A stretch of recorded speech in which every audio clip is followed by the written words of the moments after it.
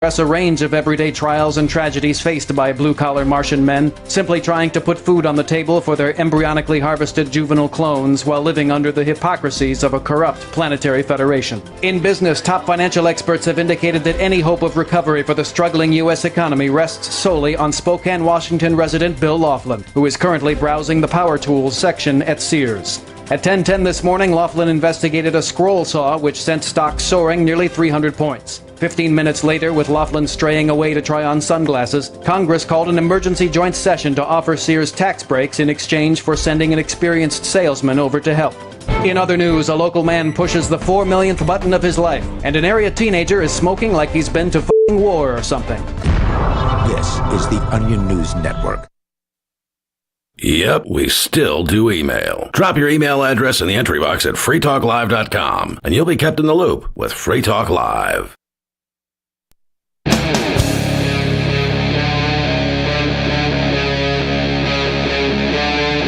Free Talk Live.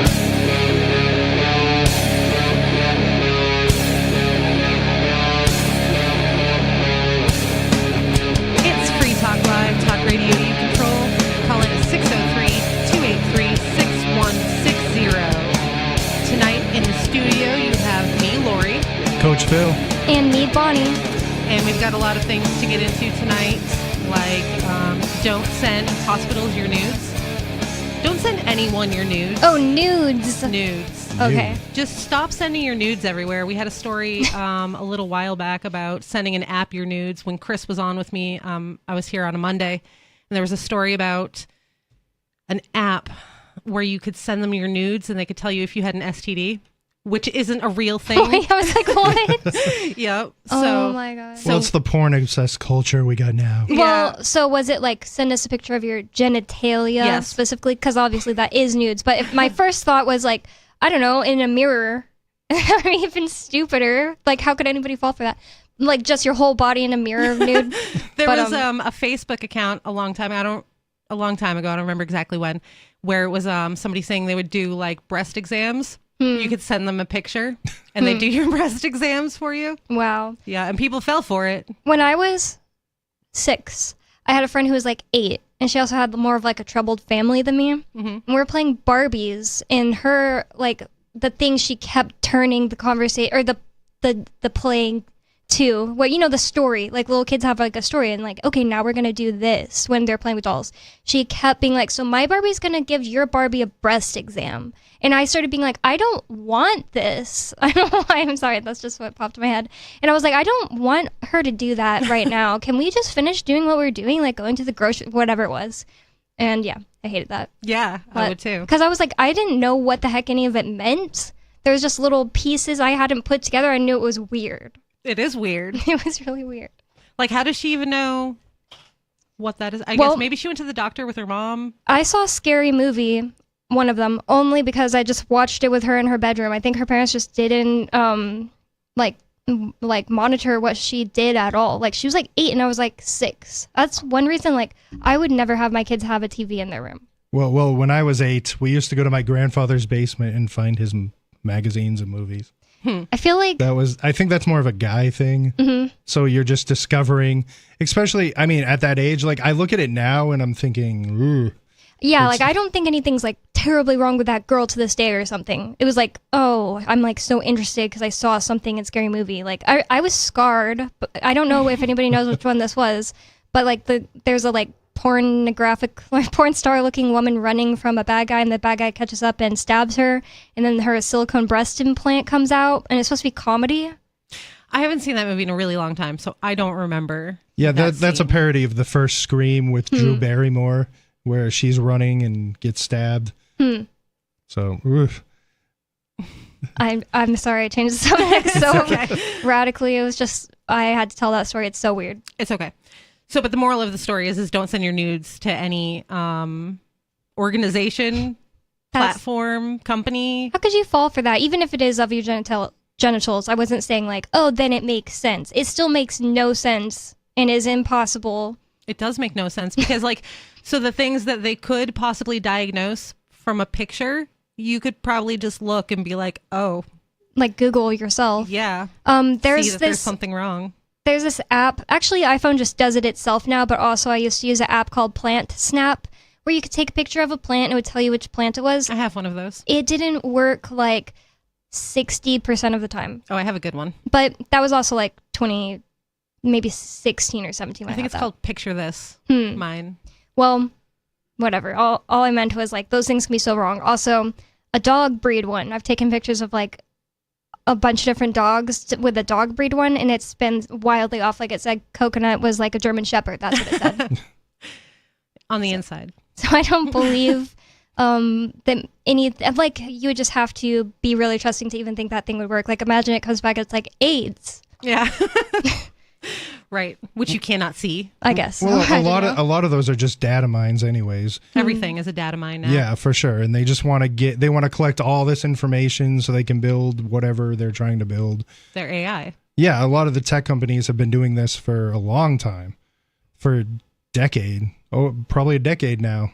Since I lived in San Francisco and I met a lot of people and they said, yeah, we're basically mining everything. Like anything you put out there, they're gathering it, because that's what that's a currency now is information and data. That's what I've been thinking about BetterHelp. It's like a therapy where you just have a therapist like online. You can literally just text them back and forth, and so many people advertise for it. Like if you watch YouTubers, they'll be like, this video is sponsored by BetterHelp, and I just think it's like data mining, and I would never tell some internet person like, well, this is like everything in my deepest, darkest pits of my psyche. Yeah, because you get like an individual therapist, so I'm sure they have like keep notes on you. So now you have a file somewhere about all of your mental issues that someone can just get, because nothing has real security anymore on the internet. It's digital, so for all you know, it's just not encrypted messages and stuff, and like someone else is getting it anyway. And you also just like have no clues about how trustworthy that therapist is. Like think about just like physical clues. Like so you might go to a therapist in person and be like, yeah, I discontinued them because like I got a bad vibe from them. You can't even do that with online. even if it's not, even if it is encrypted, it doesn't matter, because so you're getting this person that's your therapist. So when you go back again, they need to know who you are and like what is all about you. So they have like a little file on you. Yep. But the thing is, like, what all these things are, you have, they're data mining you, they're collecting everything, but people these days seem like they're way more open about their lives. They like, there's all these social media groups you go on, people are sharing things that, why are you sharing this stuff with strangers? Like, yeah, me and my wife, we go look for guys on the weekend. And it's just like, whoa, you have kids, you have a family, and you're putting this stuff out, and people are gonna see it, and like it's like there's no shame. I think there should be a new movement to shame people again for bad behavior. Me and Lori have talked about this before, maybe like a whole year ago, but we like talked about it for like a whole episode once. It's a great deterrent for sure. Just because I don't want to beg the government to stop you from doing. If you want to do something, but the thing is, if you want to brag about it and make it your whole personality, like I think it's the big part of this whole. I know there's probably tons of people gonna fire at me for this, but this whole polyamory movement these days, where I know it's been around forever, but it seems to gather momentum and people think it's normal. Oh yeah, me and my wife, we have boyfriends and girlfriends and we don't care about our family because we're out doing stuff. Yeah, our kids are a deterrent to our pleasures and whatever. Wow. Well, that's fine if you want to do those things. Like your personal life is your own business, but it should stay your own business. Exactly. Like it shouldn't be the whole entire world's business. Yeah, but they're putting it out there, and it's normalizing bad behavior. Well, I consider it to be bad behavior. Like you can judge what I do as I have my code, but if I think something, I don't want to see it. Like it's not. I'm going to say, hey, why do you want to put this out there? Why do you want to make this your whole personality? So I feel that way about a lot of the sexuality things beyond like polyamorous or whatever. Like people go out in public at parades and stuff with their BDSM gear on. Like, why do people need to know? Why does anyone need to know that about you except for the people that you're sleeping with? There are also people with like Instagram pages that are all about like them being tied up and stuff, and I've been that's BDSM. Yeah, I've run into that stuff before and been like, that's like seriously embarrassing. Yeah, or like the people that Cringy. wear like the masks, the like dog mask things. Right. Yeah. And it is like leather play and like all that stuff. Like nobody needs to know. No one needs to know about this in the public sphere. it's also like it does become their whole identity. Like, Yeah. why would you make a whole Instagram about it? Well, I guess that some of them are making money because of that, and can't really like fault them for it. But I don't like it. I don't like it either. and I mean, even the pride parades these days are. I say everything's these days, but okay, the pride parades. I feel like 10 years ago, it wasn't to like. I went to one a couple years ago, and then I went to one 10 years ago. I was in it. I was Santa Claus in San Francisco, I went to one like recently a couple years ago, and it seems like there's way more of this like leather stuff and people walking around on dog leashes, and it's just like, okay, you're gay, that's great, I support your stuff, but it's like this is turned into a fetish parade that we're supposed to celebrate, and if we have anything to say about anything other than the gay part, then we're bad people and we should be shamed ourselves. I find it to be strange all around. Like, I don't care who people sleep with. That's totally fine. Sleep with whoever you want to sleep with, love whoever you want to love, but like having your preference be a personality point is strange. And you were talking before the break about somebody that was saying to you that he's gay, but he just hates the gay community right now. And it seems For like sure. this kind of stuff is just not making like a regular gay guy who's mostly normal look good. And I would be so annoyed too. Like, imagine it started off just, we want to be seen as people and we're gay and blah, blah, blah. And then you were part of that. And then like you fast forward like 20 years and there are people who are like, yeah, and I like to do this crazy thing in bed. It's like, that's not the same. And it being conflated all together kind of makes like just regular gay people, I would think, look bad. I wouldn't like that myself. Yeah, I don't understand how it translates to part of your personality. Like, who I want to sleep with or love has nothing to do with who I am as a person. It just is a thing about me.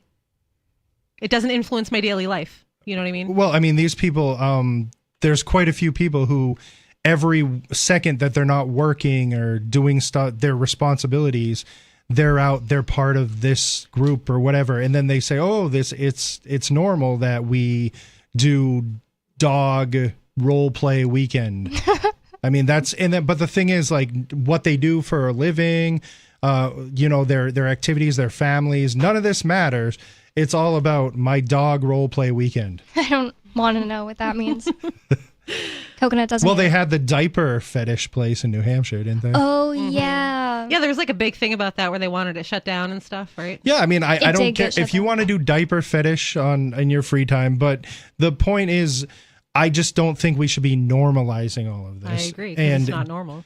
exactly, and the fact that your thing that you want to do, don't kink shame. You know what? I don't care. I'm going to speak my mind, and I believe we should kink shame. I believe that I think we should shame some kinks. Like, so there's like that whole push to call pedophilia MAPS. Oof. Oh, Like no. the minor attracted persons, which absolutely not. No. I absolutely will not. I will not undemonize that because it is a thing which should be looked down upon.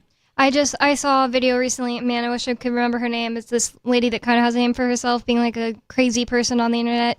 And she had crazy eyes the whole video, like literally like open as wide as she could possibly open them the whole video. And she was like explaining why if you push pedophiles underground by not letting them be open about it, they get worse and all this stuff. And I was like, no, I don't really think so. Like, I don't see how it's possible that they wouldn't get worse if they were accepted. That doesn't even Right. make sense. That makes no sense. It's so stupid. I'm not opposed to pushing them underground. And the other thing is, you said that people say don't kink shame. Well, people shouldn't speech shame. So many times people are having an argument with me, especially on Twitter. They start saying like, well, you shouldn't say this like this and this like this. And it's like, if I am saying something that is true and I believe it to be true and I'm not just insulting you, I'm going to say it and I'm not going to be bullied into not saying it. So one of my big things with like people that do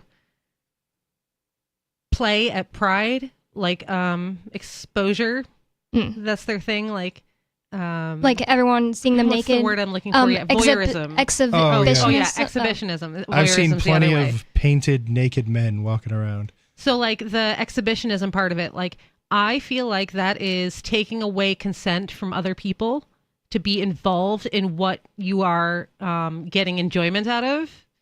Like you are forcing other people to be a part of it. And Because like, that's literally the thing that's turning you on is the doing it in front of people. Well, their argument would be, well, this is our space. This is our I community. thought it was everybody's space. that's the thing. They do these. But That's exactly what I was going to bring up. Speak.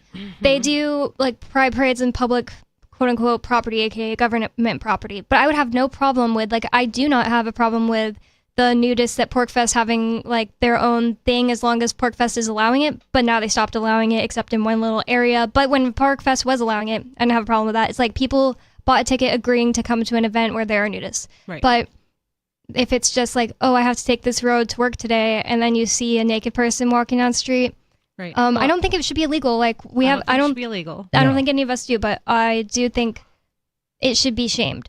I have personally been topless at a beach, you'd call it, but it's on a river in Austin because it's legal there. And me and my friend were like, oh, it's legal here, let's do it. But that just kind of, that whole experience just kind of like taught me I don't want to do it ever.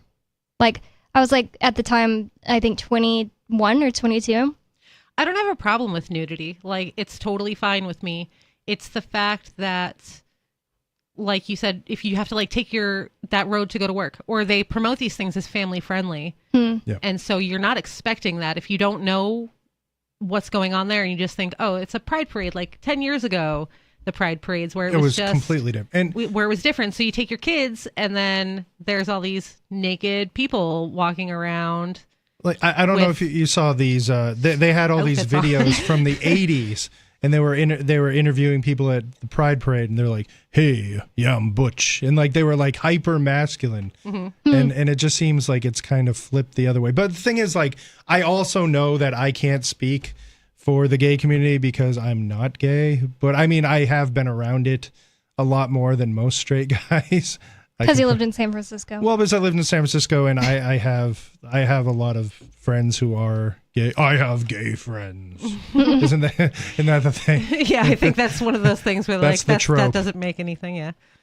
That's what they say. I feel like it obviously does. It's like if you have never even met someone of the category we're speaking of, then you probably know less about them if you have friends that are them. But I think that people get, like, what's the word, triggered when you try to say, I have gay friends, so I'm not being homophobic, but also blah, blah, blah, and then like start saying stuff that is homophobic.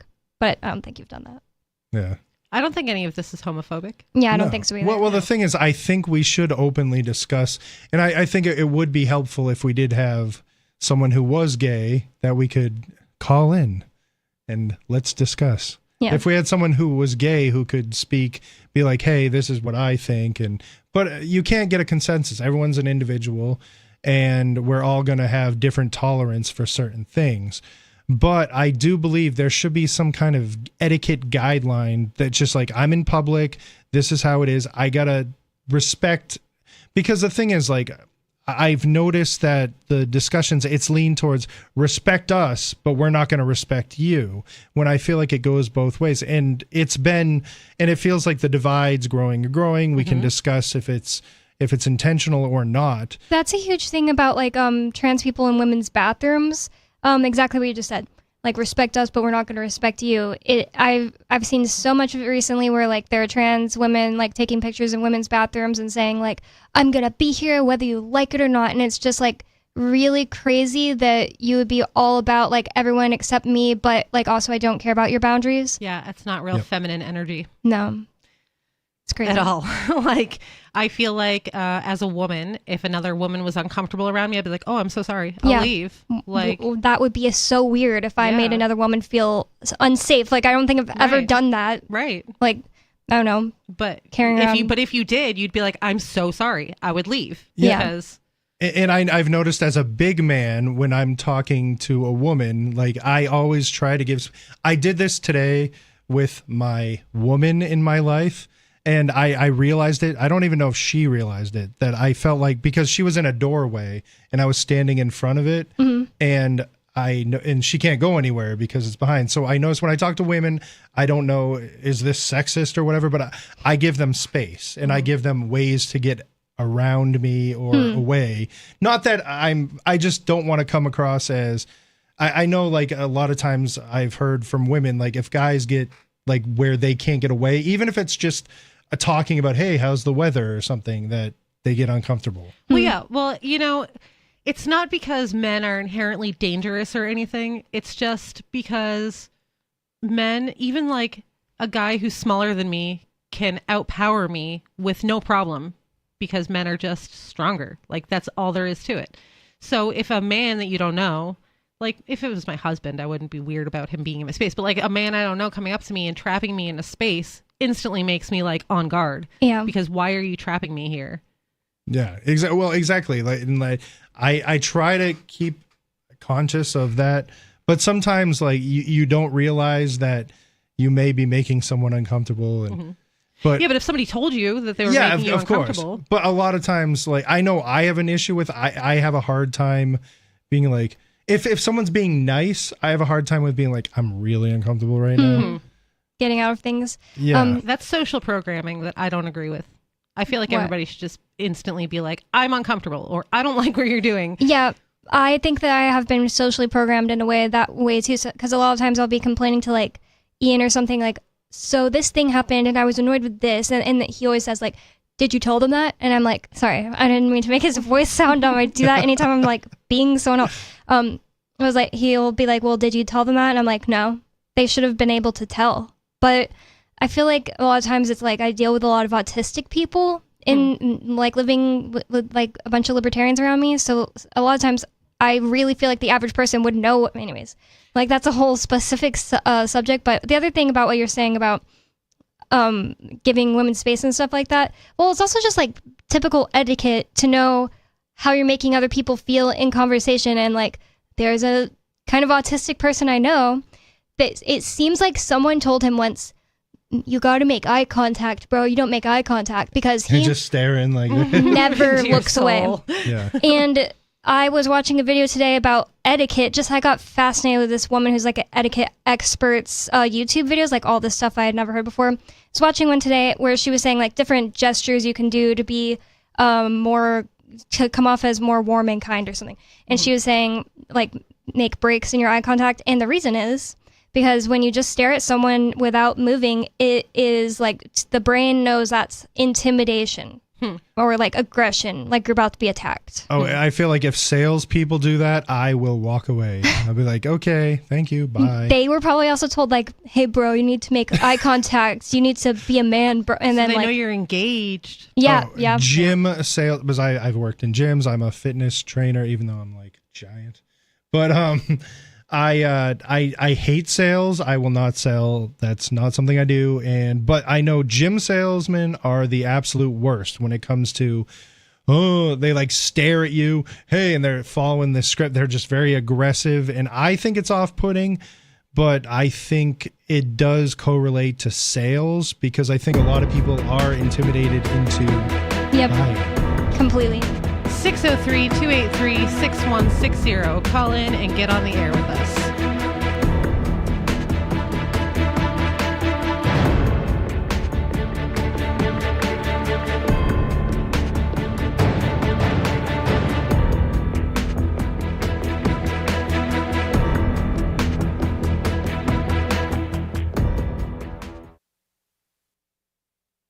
We have some good news. The indictments against Ross Ulbricht in the District of Maryland were dismissed with prejudice, meaning they can never be refiled. This is especially good because those indictments contain the only charge ever made that Ross engaged in murder for hire. This was a serious allegation that Ross Ulbricht denies. It was never prosecuted or ruled on by a jury, but was trumpeted by the federal government and the media as if it were proven fact. The Maryland court held these indictments for almost 5 years, poisoning Ross's case and leaving him under a cloud of unproven allegations. As explained in Ross's appeal to the Supreme Court, the fact that the judge used these allegations to give Ross a draconian sentence of double life without parole violated his Sixth Amendment right to a jury trial. Judges are required to issue sentences based on convictions decided by a jury, not unproven allegations never even charged at trial. Although this is a positive development, the dropped indictment will not set Ross free. Now, a presidential pardon is Ross's only hope of freedom. Sign the petition at freeross.org. freeross.org. From Feature Story News in Washington, I'm Jagruti Dave. Israel says it has retaliated against recent strikes from the Houthis in Yemen by hitting targets in the port of Hodeidah. It comes as Israel and Hezbollah continue to trade rocket attacks following Friday's killing of the Lebanese militant group's leader. Sarah Coates has more from Tel Aviv. Well, Hezbollah has confirmed the death of another senior official. This is Nabil Kawuk. He was part of Hezbollah's executive council. This happened in yet another one of these targeted airstrikes on the suburb of Dakhia, that is in southern Beirut, overnight. Now, also the Israeli military claims that in this strike that did kill the head of Hezbollah, Hassan Nasrallah, just a couple of days ago, that 20 other members were also eliminated in this strike. Now, over the past few hours, red alert sirens have been ringing out in these largely evacuated northern Israeli communities. But really what we've been seeing here on the ground are these strikes becoming deeper into Israel, with a lot of warnings being put out for people to stay extremely close to shelter. Now, diplomacy is really intensifying. We are expecting France's foreign minister to visit Beirut a little later on Sunday, really trying to push these efforts for a ceasefire amid fear of escalation. While we did also hear from the White House, John Kirby coming out to say that all-out war with Hezbollah or Iran will not in any way return these northern residents back to their homes. And they've really been pushing for the Israeli government to get them back home. And this is one of Israel's expanded war goals, to return some 60,000 internally displaced people back to these northern borders. US President Joe Biden says the devastation wrought by Hurricane Helene is a tragedy. While speaking to reporters at Dover Air Force Base in Delaware, Biden said FEMA officials are on the ground in Florida working to address the situation. Yes, it's a tragedy. Matter of fact, we're trying to get the exact number. My FEMA advisor is on the ground in Florida right now. At least 64 deaths have been reported in the southeast of the United States as a result of Helene. The head of the Federal Emergency Management Agency in the US says climate change is part of the reason Hurricane Helene has been so devastating. In an interview with CBS's Face the Nation, FEMA Administrator Deanne Criswell said climate change is causing warmer ocean waters, which in turn is contributing to the formation of stronger storms. And so it's creating more storms that are reaching this major category level than we've seen in the past. Criswell said warmer waters and stronger storms cause higher storm surges and increased rainfall, which raises the risk of severe flooding and water damage. From bureaus worldwide, this. Got Telegram? You can follow our channel there and discuss show prep with other listeners at telegram.freetalklive.com.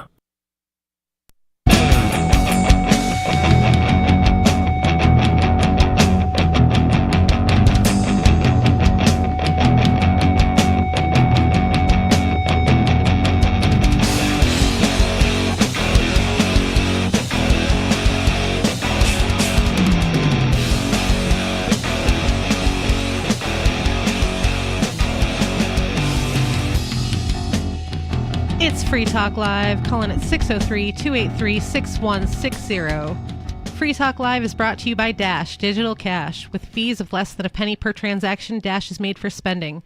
Dash is one of the oldest cryptocurrencies and is widely available on exchanges, including the decentralized Maya protocol and in multi-crypto wallets. Thanks to the Dash DAO for sending us 32 Dash per month for this sponsorship. It's easy to get and use Dash. You can learn more at dash.org. That's dash.org. In the studio, you have me, Lori. Coach Phil. And me, Bonnie. So before we got lost in the weeds there on wild tangents, I was getting into this article that I found. It's from insurancejournal.com. It says hospital to pay $65 million to end suit over cyber attack that exposed patients' nude photos. Wow. Yeah. Lehigh Valley Health Network has agreed to... Oh, so it's Utah. To a $65 million settlement of a class action with patients and employees affected by a 2023 ransomware attack that exposed personal and medical information, including nude photos of patients. I've never had a doctor take nude photos of me. Me either. No. Which is weird. Like, why is that a thing? Was it sent to them or taken at the hospital, or does it not say? We might know during the course of the article. Yeah, maybe. Because everything's leaning towards at-home therapy, at-home doctors. So yeah, I do. That's kind of what made me think that is like you can take or have a doctor's appointment over the internet now. That makes more sense. Yeah. And I would never consent to that. I'd be like, well, if we need to do that, way. then not over like webcam. That's Right. weird. That is weird. I think people do have to take more responsibility for their privacy. Because it's accepted that you're going to be on, talking to people on the computer or on your phone and taking pictures and. Well, I have done a Zoom medical, what's it called, appointment or whatever, but I wouldn't take a naked picture. No. If they were like, yeah, but the thing is we need a naked picture of you, but we can't do it any other way because we're remote right now. I'd be like, all right, then schedule me to come in, Yep. What the heck? What can a doctor even get from like a nude photo? I can't even imagine being at a, you're talking to your doctor. Hey, we're going to have to ask you to bend over and pull your pants down. And take a picture. Yeah, and let's get a picture of it. That's weird. Yeah, it makes no sense. Yeah. I agree. I can't think of a single scenario where I would have to like let a doctor have a nude picture of me. Nope.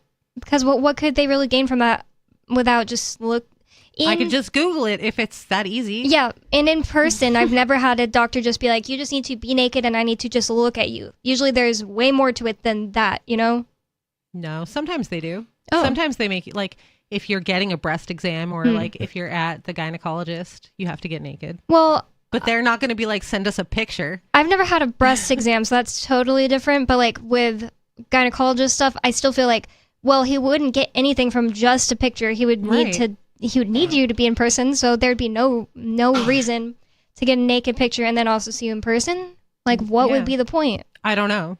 Oh my God. Every settlement class member is to receive payment ranging from $50 to $70,000. Imagine being the $50 person. Like, that's all your trash nudes were worth.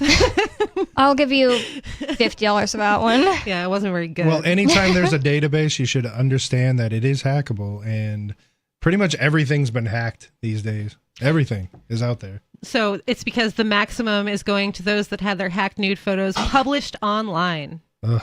Can you imagine? Well, Like your doctor's nude photos of you for some reason are now published online. it's terrible. Lawyers for the class at Saltz Mongluzzi Bendesky law firm said that the settlement is believed to be the largest of its kind on a per patient basis. In a healthcare data breach ransomware case, they commended LVHN for its efforts in reaching the agreement. So it says it was naked images of breast cancer patients that were posted on a hacker's group data leak site, along with medical questionnaires, passports, and other sensitive patient data, such as driver's license numbers, social security numbers, medical diagnosis, treatment information, and lab results. I could see it being breast pictures if they're doing like a thermogram, because you create an actual like digital image with a thermogram, and that's what that's one tool to screen for breast cancer. It's preventative, but still, it generates There an is some image. breast cancer that you can see from the outside. Yeah, I've heard, the guy who's like really into mushrooms named Paul something. I don't know his last name. He said that his mom like didn't want to tell him she had breast cancer until it got really bad. And by the time she was like, look at this, she had like lumps like hanging off of her. Oh, no. And that's the only reason I know anything about that. Well, I know that there's some that like causes puckering and like orange peel texture on your skin and stuff like that. Scary. Yeah. So maybe that. But I mean, but there wouldn't be pictures of it. It doesn't make sense because why would they have like, hey, we're gonna have picture? Because I feel like anytime your picture's taken for any purpose at the doctor's, they're gonna have to have you sign a consent form. Yeah. I feel like if it were a thing like cancer, and you were saying that maybe it's like these online doctors, like that's not a thing I would go to my teledoctor for. Yeah. No. I wouldn't be like, hey doc, I think I have cancer. Can you just like look through the webcam at me and tell me if this looks normal? No. I feel like the only thing that would even be good for is if you have, hey, I have a cough or something, or I have this. Get naked. Yeah, get naked. Okay. Something that really you just need to have a there's just some government law that you need to have a appointment before you get prescribed something. That's like the number one reason to have any kind of telehealth medicine. Anytime I've ever used it, it was for like antibiotics. Yep. Because I don't want to have to go there just for a thing that I can tell you. I can tell you that that's what I need. Can you just give it to me? You can also get fish mocks. Can you? Because we tried to get it one time for one of my cats, and the aquarium place was like, "Oh, you can't buy it anymore." I couldn't get it off Amazon the only time I tried. I got it from like a PetSmart in San Antonio, but I know they've been trying to make it harder and harder. Like Bezos was like, "Yeah, we're gonna take this off Amazon." Well, I think it should be easier to get things that are prescribed. I mean, I think that's more of the problem, that you have to go to these people to even get. If you need something, you should be able to go get it. I mean, you can do it most other places. You can go to Mexico and get pretty much whatever you want without asking permission. It's because of a problem that's been created by them. So they're trying to solve a problem that they created. They created a overabundance of antibiotics, so now we have super germs. And so now they're like, well, people are obviously irresponsible with their antibiotics, even though we were the ones giving them out to everybody all the time. That's such a good point, because that's what my brain was kind of going towards. I still don't think it should be illegal, but I'm pretty sure if there were antibiotics on the counters, people would be like, I have like absolutely nothing. I guess this will work. But I don't know. I don't think in terms of like, oh, that is going to end the world. Like, I just don't think negatively like that. Like, oh, that's going to make it to where if I'm next to them, I'll die. Yeah. Super bacteria is a pretty big deal. Like, having things that we can't treat with antibiotics anymore is a problem. But I've heard about it my whole life. Well, that's because they keep making new antibiotics. So they keep making new ones to solve this problem. So an antibiotic will become less effective, and then they'll create a new antibiotic and use that one until it's less effective, and then go to another one, and then they'll cycle back to the first one, because now the bacteria has lost its ability to fight that one because it's not used to it anymore. Like, that's how it all... So it's a never-ending cycle. It's a never-ending cycle, yeah. Sounds handled. I'm not going to let that pretty handled, scare me. I think. But they do have things that are like the super antibiotic resistant things like MRSA and stuff like that, which can totally kill you because they can't fight it properly. Like, that's one of the reasons I don't want to ever go to the hospital unless I absolutely have to, because I don't want to go there and get MRSA. I'm more scared of doctors than like walking past someone at Walmart and they give me a super bug, because doctors in America are the third leading cause of death. Just doctors. What's the first? Healthcare. Heart disease? I don't remember if it was that or no, I don't remember if it was heart disease or cancer. Heart disease. But I think those two are top, and then is literally allopathic medicine. Like them making mistakes and stuff like that. Yeah, malpractice is a big thing. Like the whole vaccine injury fund, like you can't sue if your kid dies because they get a vaccine. And that's why I'm really scared to get like a surgery. Like, I would never get a cosmetic surgery. I can't imagine almost dying just to have my nose actually straight. Like, I don't care. Well, aren't there people who just go to the doctor for anything, any ailment? Because it's basically, it's become where these doctors, they take whatever a doctor says is the word of God. And you know, even if they're like, oh, I got to get a second, like most people don't even get a second opinion. That whatever their doctor tells them. And you know who are really bad about it right now are dentists. Like, oh my gosh. I've heard multiple people now, like 3 different people in my like very close personal life have had stories where they were like, oh my God, I got told this horrible thing from a dentist. And one of those people were my sister.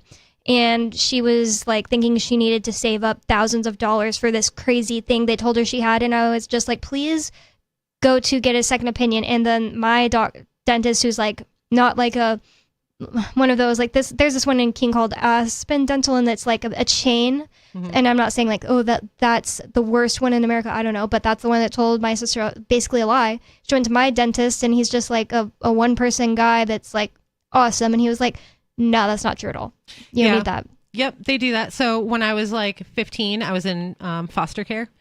And I had gone to the dentist not long before that, and I had no cavities in the back of my mouth. And then they sent me to the dentist, and they put fillings in all my back teeth and like messed up my teeth. Whoa. Bad. Because they just drilled like giant holes in them because they could charge the state for it. Well, so, it was traumatic. I got a regular filling once, and they killed my tooth. Yeah, that's what they do. So, and they put like the fillings in, and then the filling falls out, and then you have to go back and get another filling. Like, And this was the time of like silver fillings still, with like mercury fillings. Yeah, that hurt when you buy aluminum. I had some of those too. Wait, Yeah. what are they? So if you have, They were mercury. Because I know I have there was fillings mercury and- in them, the silver ones. Okay. I don't know for sure I had the same exact ones, but they looked silver. I'm gonna Google it to make sure I'm not being fake news. And I don't know if they had mercury, but all I know is they looked silver when you looked in your mouth. And if you were a little kid and you're like chewing on a piece of aluminum, you will be in the weirdest, worst pain of your life because I didn't know that there was any such thing that could happen. And I did it where I bit aluminum with one of my fillings, and it's like this stinging, like vibrating weird pain, and that's horrible. I don't know what the heck that is. Mercury fillings, also known as dental amalgam or silver fillings, are a common type of tooth filling that contain mercury. Wow. About half liquid mercury and half powdered alloy of silver, tin, copper, and zinc. The FDA considers dental amalgam fillings safe for adults and children over 6, but recommends high-risk populations avoid them.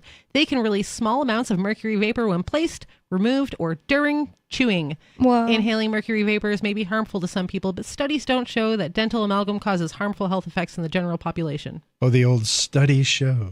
Yeah, the studies show that sticking mercury, a whole bunch of it, in your mouth is totally fine. Well, I can say study show pretty much anything I want. Yeah, literally, like people arguing with me on health stuff, just in person even, they always bring up some study and I'm like, all right, believe what you want, because literally I can find the opposite in a study, and it's just a matter of belief, like self-experimentation, common sense, figuring out the mechanism of how things are happening in your body as best as like people can explain it to you are much more important than some study.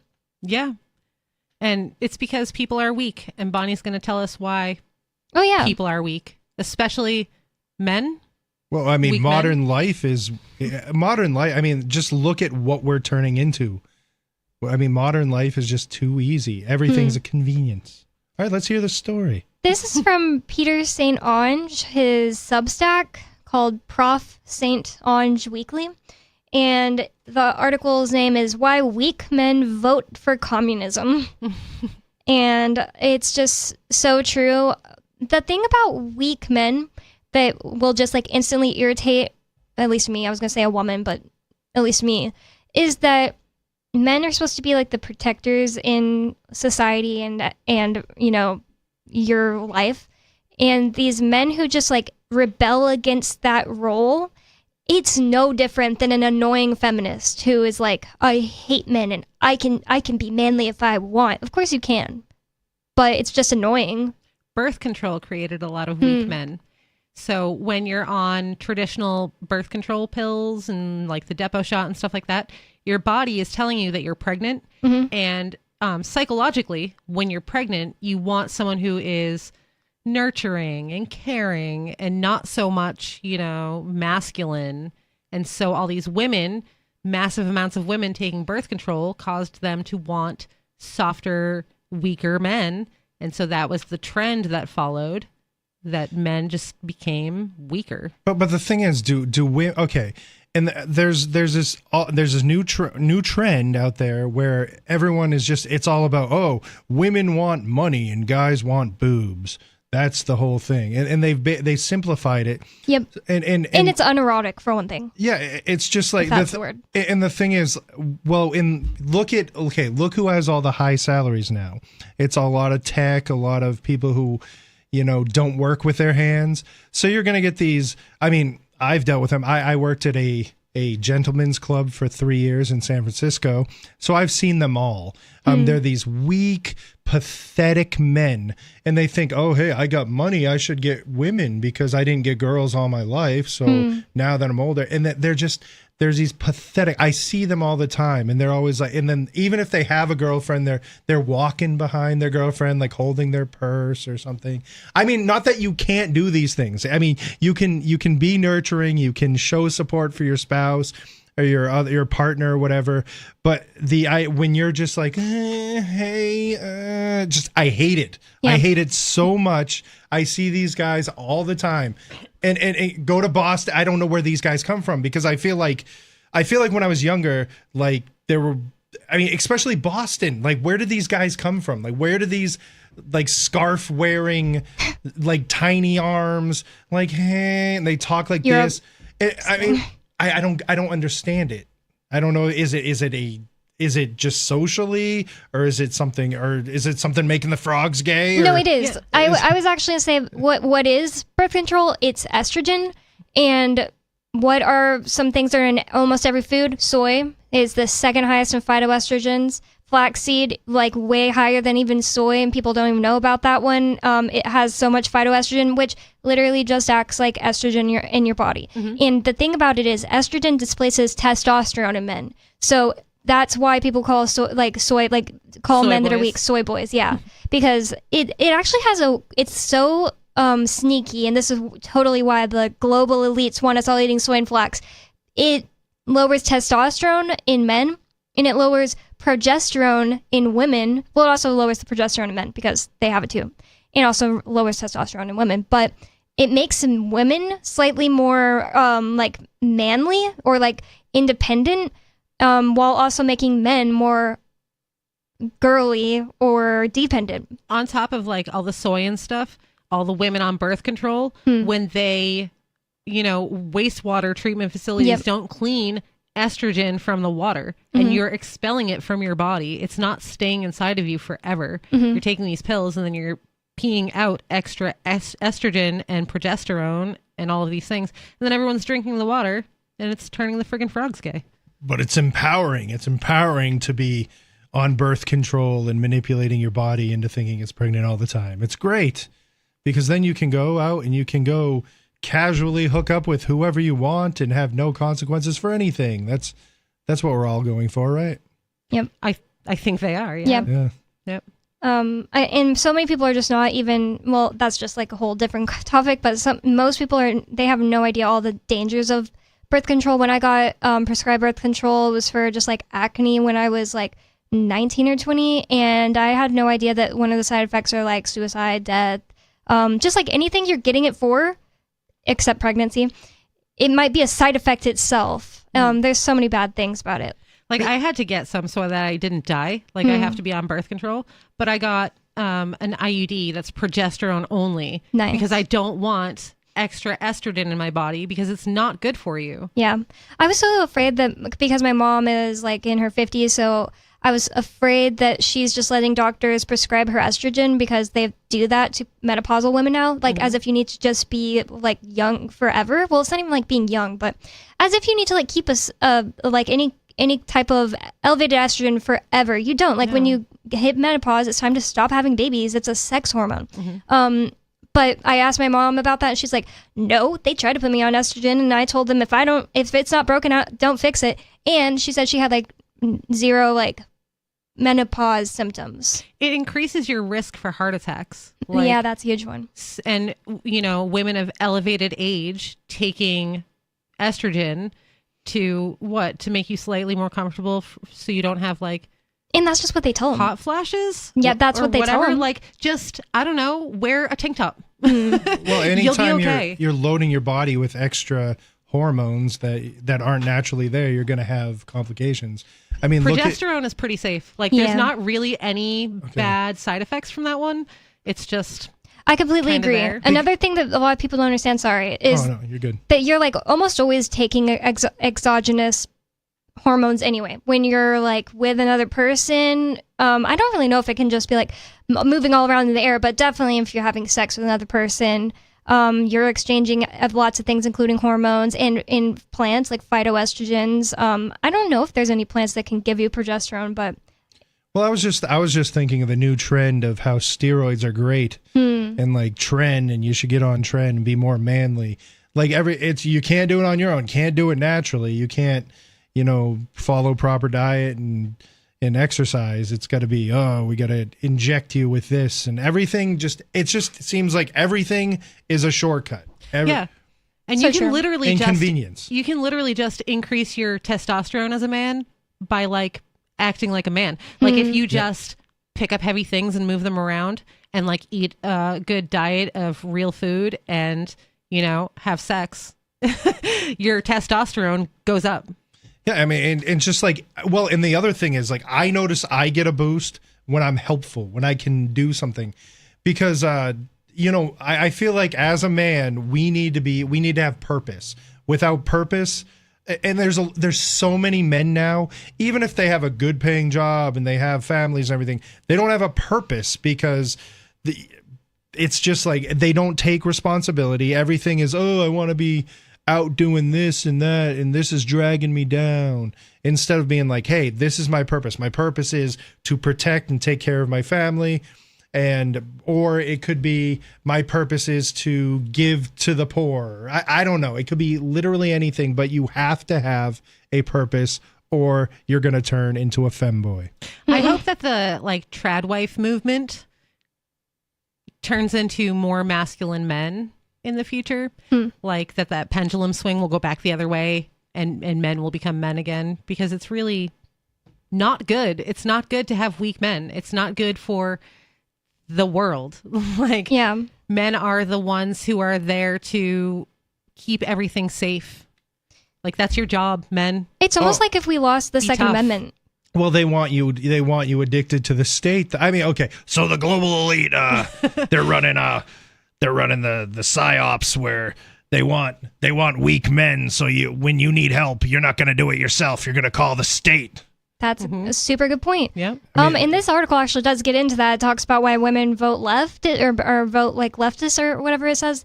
And I totally agree. It's because, who can they depend on? They can't depend on somebody to, for example, there's all these men this is a femboy quality. Men that get a bunch of women pregnant and don't raise any of the kids. Yep. And then, of course, there's all these women who I almost don't blame them. What are you supposed to do if you can't work and if you got pregnant and then you have to get on welfare? I'm not saying I don't blame them at all. Obviously they got themselves pregnant too, but I'm just saying I almost don't blame them for deciding once they're in that position to be on welfare. If a man is refusing to help with the kids, what are you going to do? It is extremely hard, especially women that have multiple children. How are you supposed to, especially when they're little? Yeah. How are you supposed to work enough to pay for all of those kids and take care of those kids? You can't put them in daycare. Well, people want the benefits of everything without taking any responsibility. Yep, it's both sides' fault. Didn't mean to make it sound like it's just men, but it is a feminine male quality. Oh, 100%. Well, the thing is, what the state promotes is the military and police. Those are the manly men. You guys need to go to them if you need help. Yep. Live. 603-283-6160. This is Free Talk Live.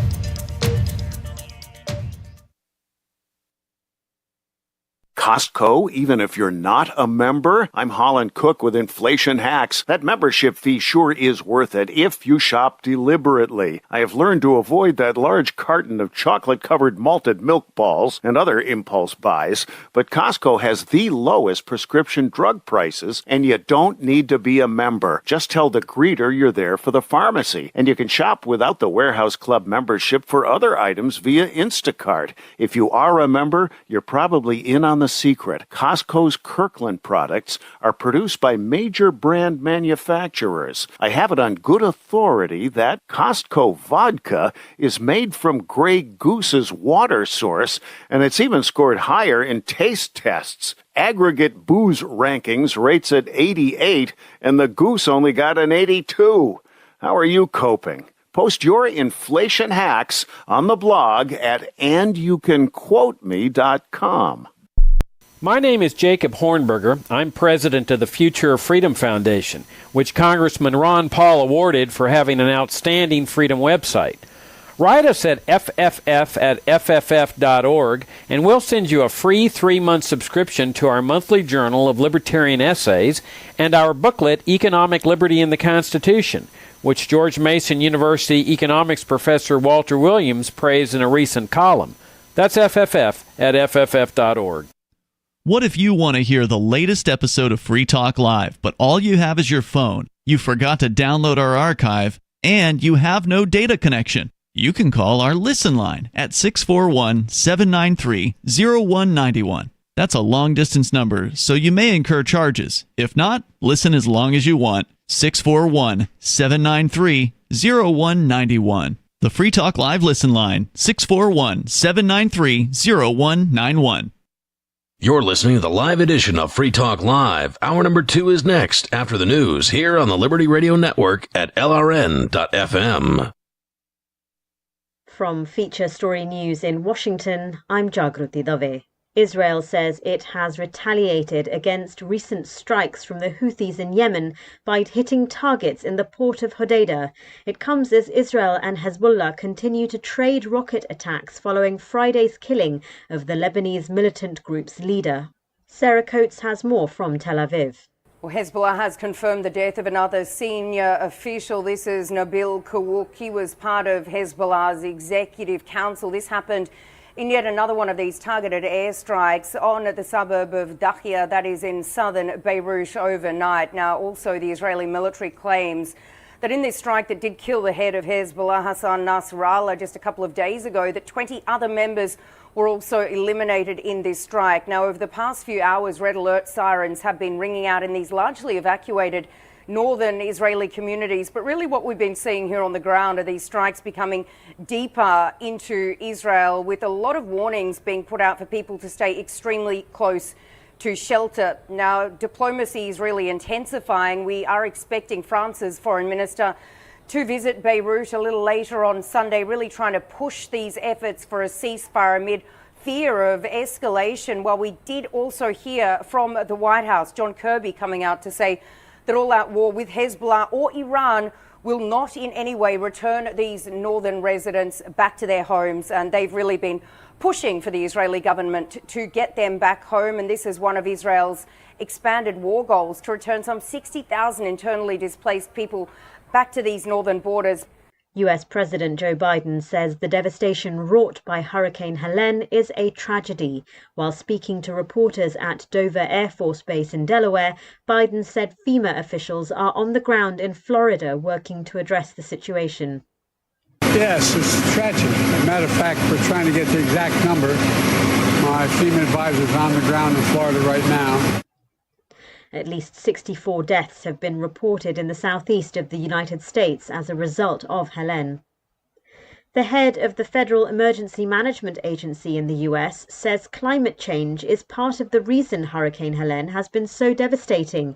In an interview with CBS's Face the Nation, FEMA Administrator Deanne Criswell said climate change is causing warmer ocean waters, which in turn is contributing to the formation of stronger storms. And so it's creating more storms that are reaching this major category level than we've seen in the past. Criswell said warmer waters and stronger storms cause higher storm surges and increased rainfall, which raises the risk of severe flooding and water damage. From bureaus worldwide, this is FSN. With FSN Spotlight, I'm Simon Marks. Today, the toll on the Biden administration that is being taken by Benjamin Netanyahu's determination to ignore the entreaties he receives from Washington over the spiraling conflict in the Middle East. Israel's elimination over the weekend of Hezbollah's leader Hassan Nasrallah flew in the face of Biden's efforts to secure a 21-day ceasefire. Jasmine El-Gamal is a Middle East analyst and a former Pentagon advisor during the Obama administration. She says Biden has only himself to blame. He's not actually trying seriously to effect any change. I mean, he's been complaining about Benjamin Netanyahu for almost a year now. And all of these leaked stories about how frustrated he is with Netanyahu, how he has angry phone calls with Netanyahu. But in the meantime, the U.S. continues to send arms and funds, continues to support the war militarily. Their envoy, Amos Hochstein, who's been dealing on the Lebanon-Israel issue, has been completely sidelined, ineffective. The Israelis don't really tell him anything before they do what they do, and likewise with Secretary of State Blinken. So the Americans really come out of this looking extremely impotent diplomatically on one end, and then also at the same time continuing to fuel the very conflict that they say they're trying to end. And of course, there are questions about how all this will impact the presidential election campaign of Vice President Kamala Harris. With FSN Spotlight, I'm Simon Marks. The main headlines again. Israel says it has retaliated against recent strikes from the Houthis in Yemen by hitting targets in the port of Hodeidah. President Biden says the devastation wrought by Hurricane Helene is a tragedy. And the head of the US Federal Emergency Management Agency says climate change is part of the reason Hurricane Helene has been so devastating. And that is the latest from Feature Story News. I'm Jagrati Dave. With job numbers near historic lows, Forbes magazine has released a list of tips for finding a job, all of which involve witnessing an employer murder someone. Forbes says despite the grim economy, employers are still hungry for talented workers who know how important it is to forget about whatever they think they saw or heard. So me and a couple of friends were out smoking at the Viaduct the other day, and we saw this really rich guy in a Mercedes pull up in his car and drop nothing. Now I'm the Vice President of International Development. According to Goldman Sachs CEO Lloyd Blankfein, we had a great quarter and hired hundreds of new employees. I haven't done anything wrong, and all my employees will tell you the same thing because that's the deal we had. But the article warns that stumbling onto a coke-fueled CEO strangling a prostitute isn't a foolproof method for finding work because employers are just as likely to murder you as they are to hire you. This is the Onion News Network. Our Matrix server is about as free as internet chat can be. Join the existing rooms or create your own at chat.freetalklive.com.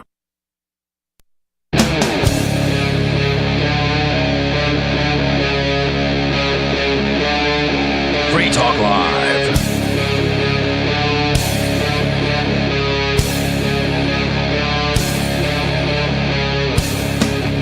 It's Free Talk Live, talk radio you control. Call in at 603-283-6160. Free Talk Live is brought to you by LibertyMinded.com. Official Free Talk Live gear like t-shirts and hoodies are available at LibertyMinded.com.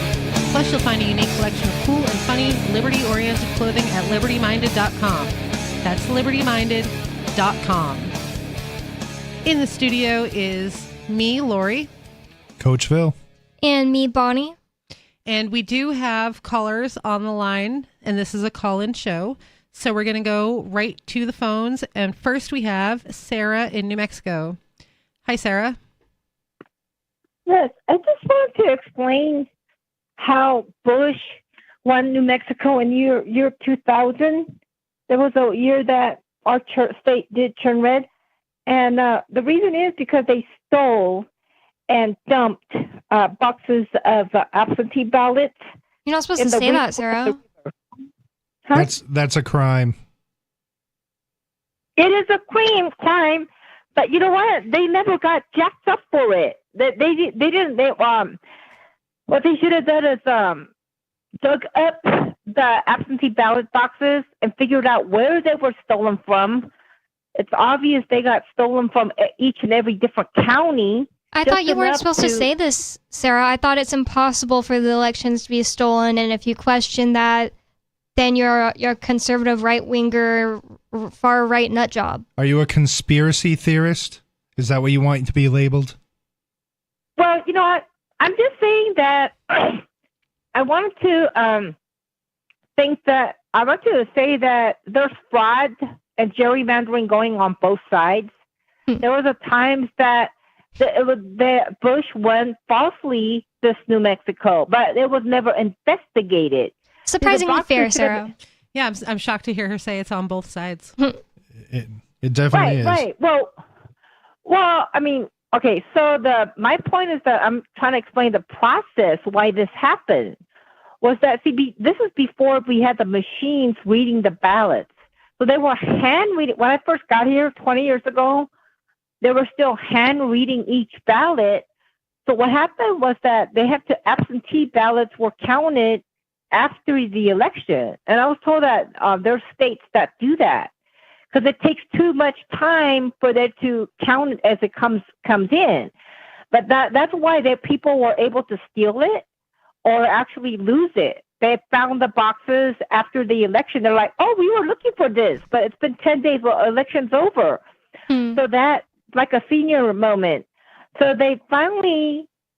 people stopped trusting their absentee ballot because they let it sit around for like a month and a week. Wow. Over a month before they... Yeah, I mean, that's why there was... remember that one year, we were the only state that was still counting the ballots? I don't know what year it was. My friend from Georgia said, we're waiting for your result. Who won New Mexico? I said, this is New Mexico. We still got to count for another week. Because we were hand counting the absentee when everybody else had it tallied up because they had machines that read it. You know, a lot of maybe right wingers would say, "Oh, Sarah, that's so wrong. It's not. The machines are way worse." But I completely believe you that either way, like counting paper slips by hand or a machine could easily be manipulated and faked. I mean, that's how Lyndon B. Johnson won his, I think, Senate chair in Texas, and they called him Landslide Lyndon because he obviously didn't win. There was a box of votes that were found at the in one of the places, one of the polling places that had 100+ votes for him, and they were all in alphabetical order. All of the ways that they do it can be exploited and cheated. Can and will. And if they didn't want that to be the case, they could just use blockchain since that exists now, but they don't. Yep. So they don't want it to be fair. It's never going to be a fair election, especially when it comes to presidential elections. Yeah. And I could totally see them wanting Bush to win 2000 because they wanted to start a war. Mm-hmm. So they could totally want a right-winger who will lead Americans into wanting war. I could totally see it. Is that the case? Because the left seems to go to war too. But they just seem to do it way more now. It's one day their people started being well, we like war now, and they had to be vote blue no matter who. I don't know what to do about this, logical, error in my brain. So they just are yeah, well, there's all these reasons why we support Ukraine, etc. I feel like they had to, in fact, it's actually a pretty bad thing. It's the leftists had to go back on their supposed values that they were talking about since even when I was a kid.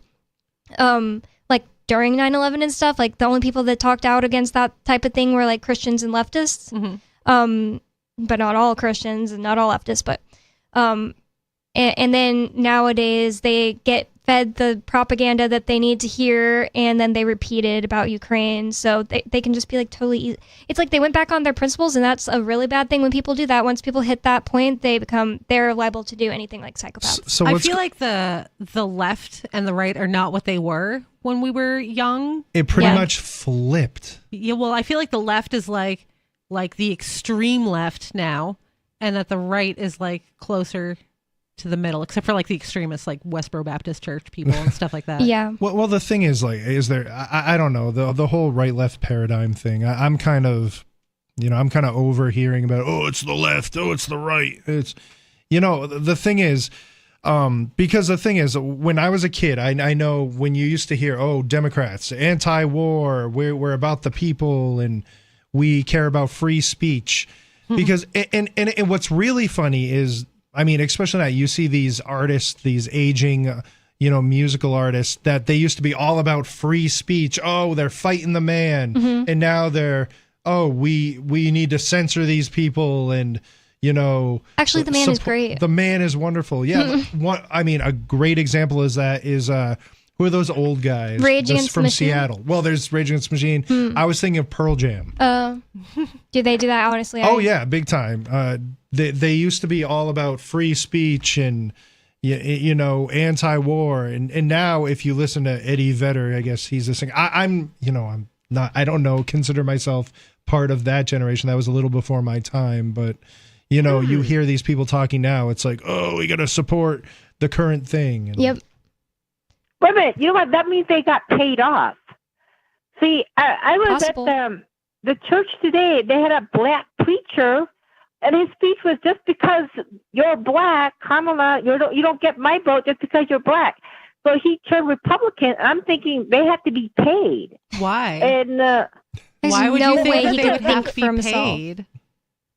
well, aren't they a sellout? They wrote what you call an Uncle Tom. Oh my God. So you think that because they have the same color skin, they should automatically jump in together with the same values? Sarah, just letting you know, calling someone Uncle Tom is pretty racist. I feel like maybe if a black person called another black person, that would be extremely rude.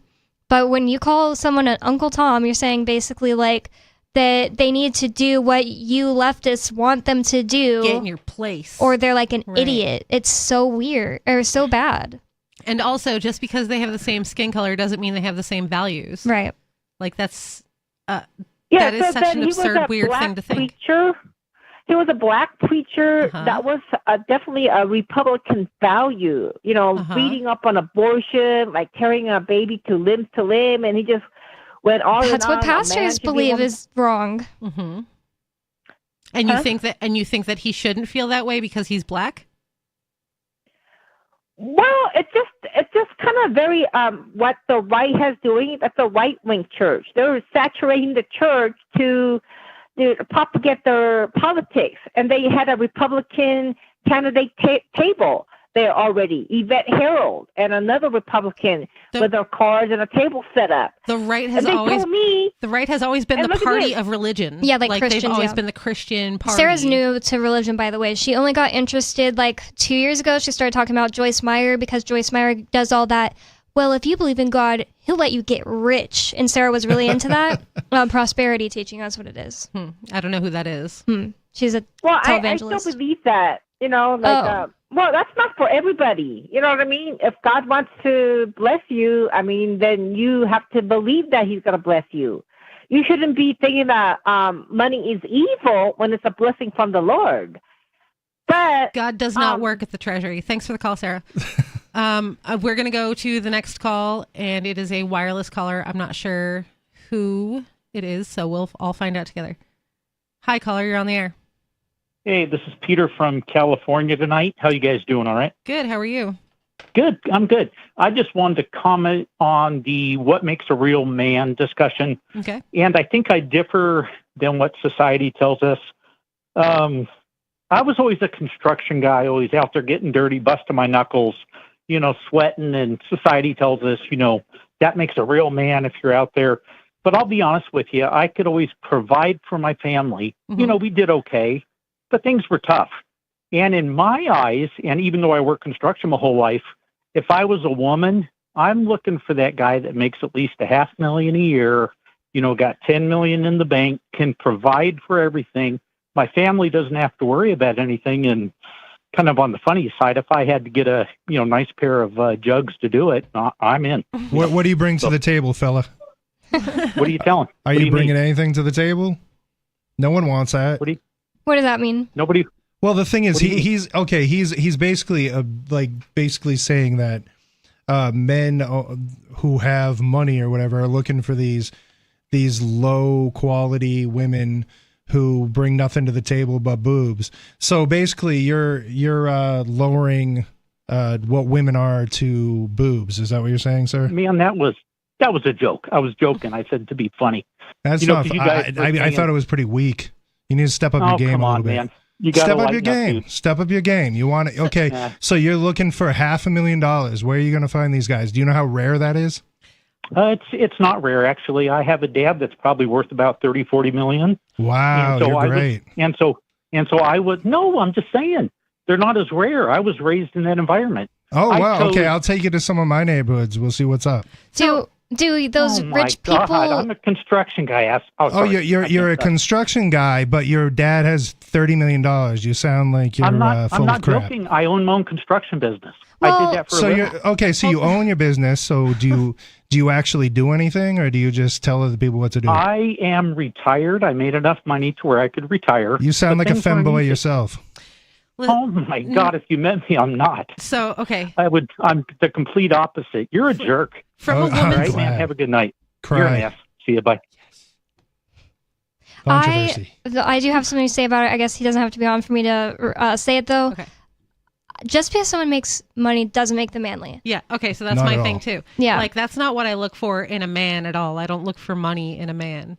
That would be a dumb choice. That doesn't mean anything. Like and it's not even a stable thing. Anything can happen. Mm-hmm. The dollar could turn into nothing, which it's already doing. Yep. You could go bankrupt for some other reason. There could be a Get massive sued. Yeah, get sued. There could be a massive medical event, and all that money's gone. Yep. That's not what makes a man attractive to a woman who is worth anything, who's actually bringing something from her own side to the table. Yeah, for sure. Like you were saying, it's a person who will provide, and it doesn't necessarily mean monetarily. Another thing is, I wanted to ask him if all these rich people he grew up around do they date like poor women that just have boobs? Because I just don't really think that they would just be like, oh yeah, you don't have anything to bring to the table. Like if they do, they're probably gonna not respect you, and you're gonna be like the wife that gets cheated on if your only thing that your husband is into you for is that you have boobs or whatever else. Maybe they're a butt guy.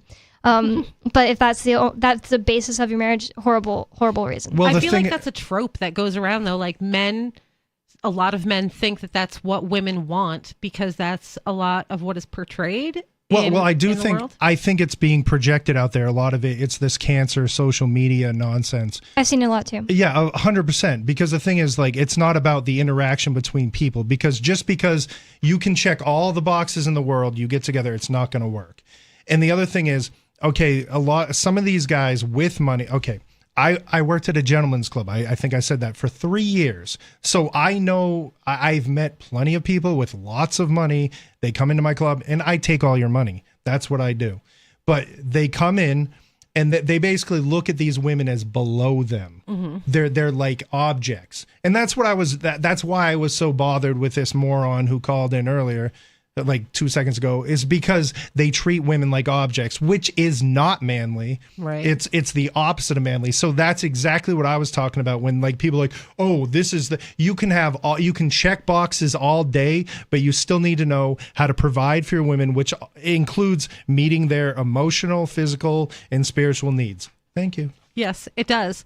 Like all the money in the world isn't going to make a woman happy if you're neglecting her emotional needs and her mental needs. Like I need someone who is intelligent. Like that's more important to me than how much money you have in the bank. If you're intelligent and you're funny and like you're making me laugh and we can sit and have deep conversations and stuff, that's much more important because that's going to last the rest of our lives and not someone can't take that away. One reason I thought any guy that I ever went on a date with that was like had a really good job or that was in college to do something that would clearly make a lot of money was they had this like terrible attitude too, where they were like, well, obviously, like I could get with you if I wanted and stuff like that. And that's awful. That's like not attractive. And the thing is, I'm not trying to put all these words in the caller's mouth. He might have not been saying all these things.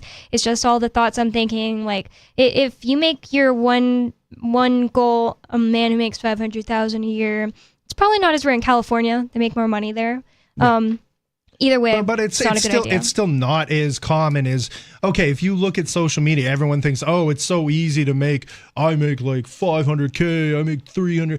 I won't date a guy who doesn't make 300K, yet I look like a tank. Yeah. Like the thing is, there's such unrealistic expectations out there. Mm-hmm. They think and then you got these dating apps, swipe. So you're swiping, and then you got the small percentage of men who take advantage and prey on all the women that they can do. I mean, I'm not saying all men are like this. There's plenty of great men out there. There's plenty of great women. However, there's this toxic culture in the dating community, this swipe culture, which is complete garbage. It's for losers. You're a loser. Meet someone in real life. Stop swiping. Stop looking at people. Oh, they look good. They look like they're going to fit my boxes. And then and then this small percentage of men are taking advantage of this woman. They'll be dating 5 women at once. Hey, I got all these women. Yet there's nothing being built. There's no foundation. There's no relationship being built. If you're you're supposed to be dating to find a mate to be with. Not supposed to, like, you go spread your seed out with all these different women. You're a loser. You're not a man. You're a bitch. So one of the things that like the whole, women want a man with money thing, I find that to be extremely unattractive, like that mindset. Of a woman? No, like of the man thinking that that's going to somehow entice me. Like I was out one night at a club and this guy comes up to me and his opening was like, oh, I'm a doctor. And I was like, that's cool. And like, I just walked away. I don't care. Like that immediately made you unattractive to me. Yeah. Like you're treating me like you can buy me. And you can't buy me because I'm not something to be bought. I'm a human being. One reason that like anytime I did decide I wanted to get a dating app before I was married, one reason I'd always get off them is that I don't feel like I have the ability to like choose somebody based on looks alone. Like every single person, like there'd be like, first of all, just if somebody's wearing like a weird, I'm not saying weird hat as in like, oh, isn't fashionable, like something with a symbol that just gives me like, the ick is so easy. Like I just can be really easily like turned off by all these different personality traits.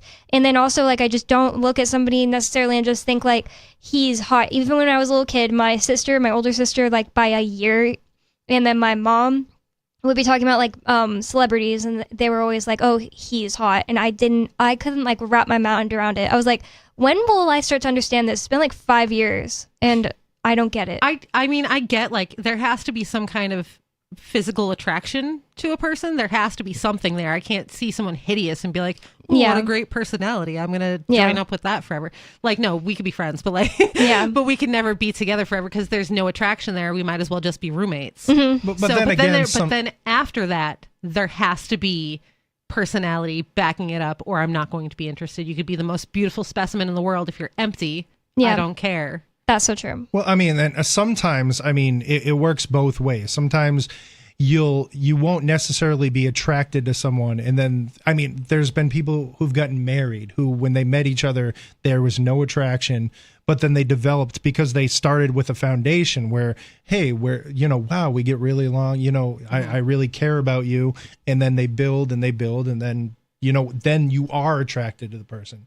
I believe that when you find the person you're supposed to be with, that's the person for you. Like, I look at my partner and I see her every day. I tell her every single day, you're the person for me. I'm so grateful and happy that I have you here by my side. Yep. And that's what you want. I don't want to go, I was going to get a little off the track there, but because we have FCC guidelines, so I got to be a little careful with what I say. But I mean, it's just when we're talking about manliness and all that stuff, just the idea that your whole purpose is you're going to find anyone you find remotely attractive, and your whole goal is to have intercourse with them that's like the least manly thing you can do.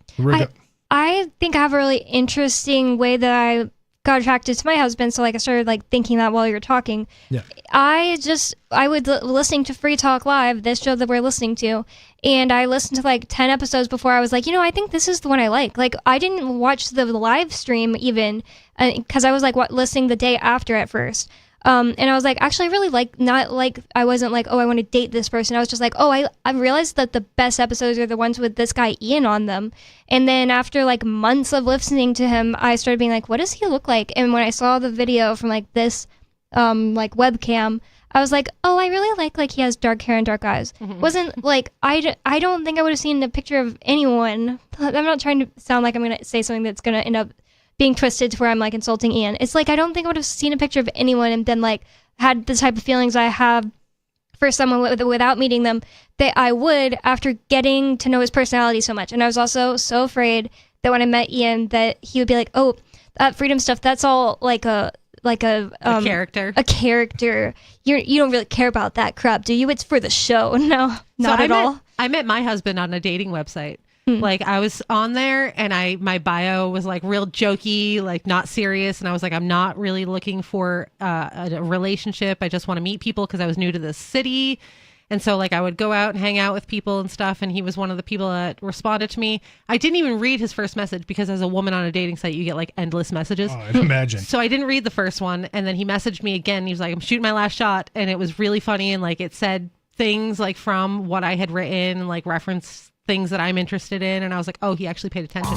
And then we went out, and then we like pretty much instantly fell in love. We had our first date and second date on the same day. Yeah. 603-283-6160. This is Free Talk Live.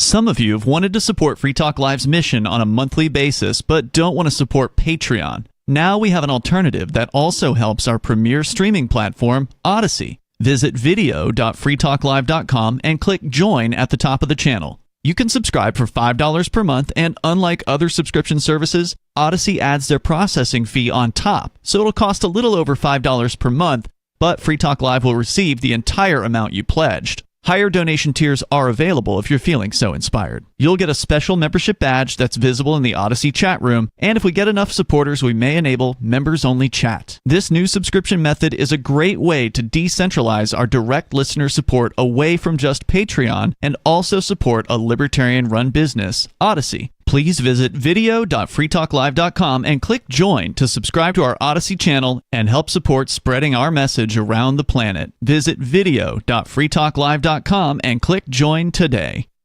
From Feature Story News in Washington, I'm Jagruti Dave. Israel says it has retaliated against recent strikes from the Houthis in Yemen by hitting targets in the port of Hodeidah.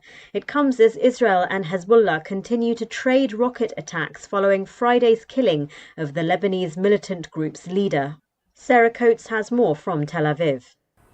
Well, Hezbollah has confirmed the death of another senior official. This is Nabil Kawouk. He was part of Hezbollah's executive council. This happened in yet another one of these targeted airstrikes on the suburb of Dakhia, that is in southern Beirut, overnight. Now, also the Israeli military claims that in this strike that did kill the head of Hezbollah, Hassan Nasrallah, just a couple of days ago, that 20 other members were also eliminated in this strike. Now, over the past few hours, red alert sirens have been ringing out in these largely evacuated northern Israeli communities. But really what we've been seeing here on the ground are these strikes becoming deeper into Israel, with a lot of warnings being put out for people to stay extremely close to shelter. Now, diplomacy is really intensifying. We are expecting France's foreign minister to visit Beirut a little later on Sunday, really trying to push these efforts for a ceasefire amid fear of escalation. Well, we did also hear from the White House, John Kirby, coming out to say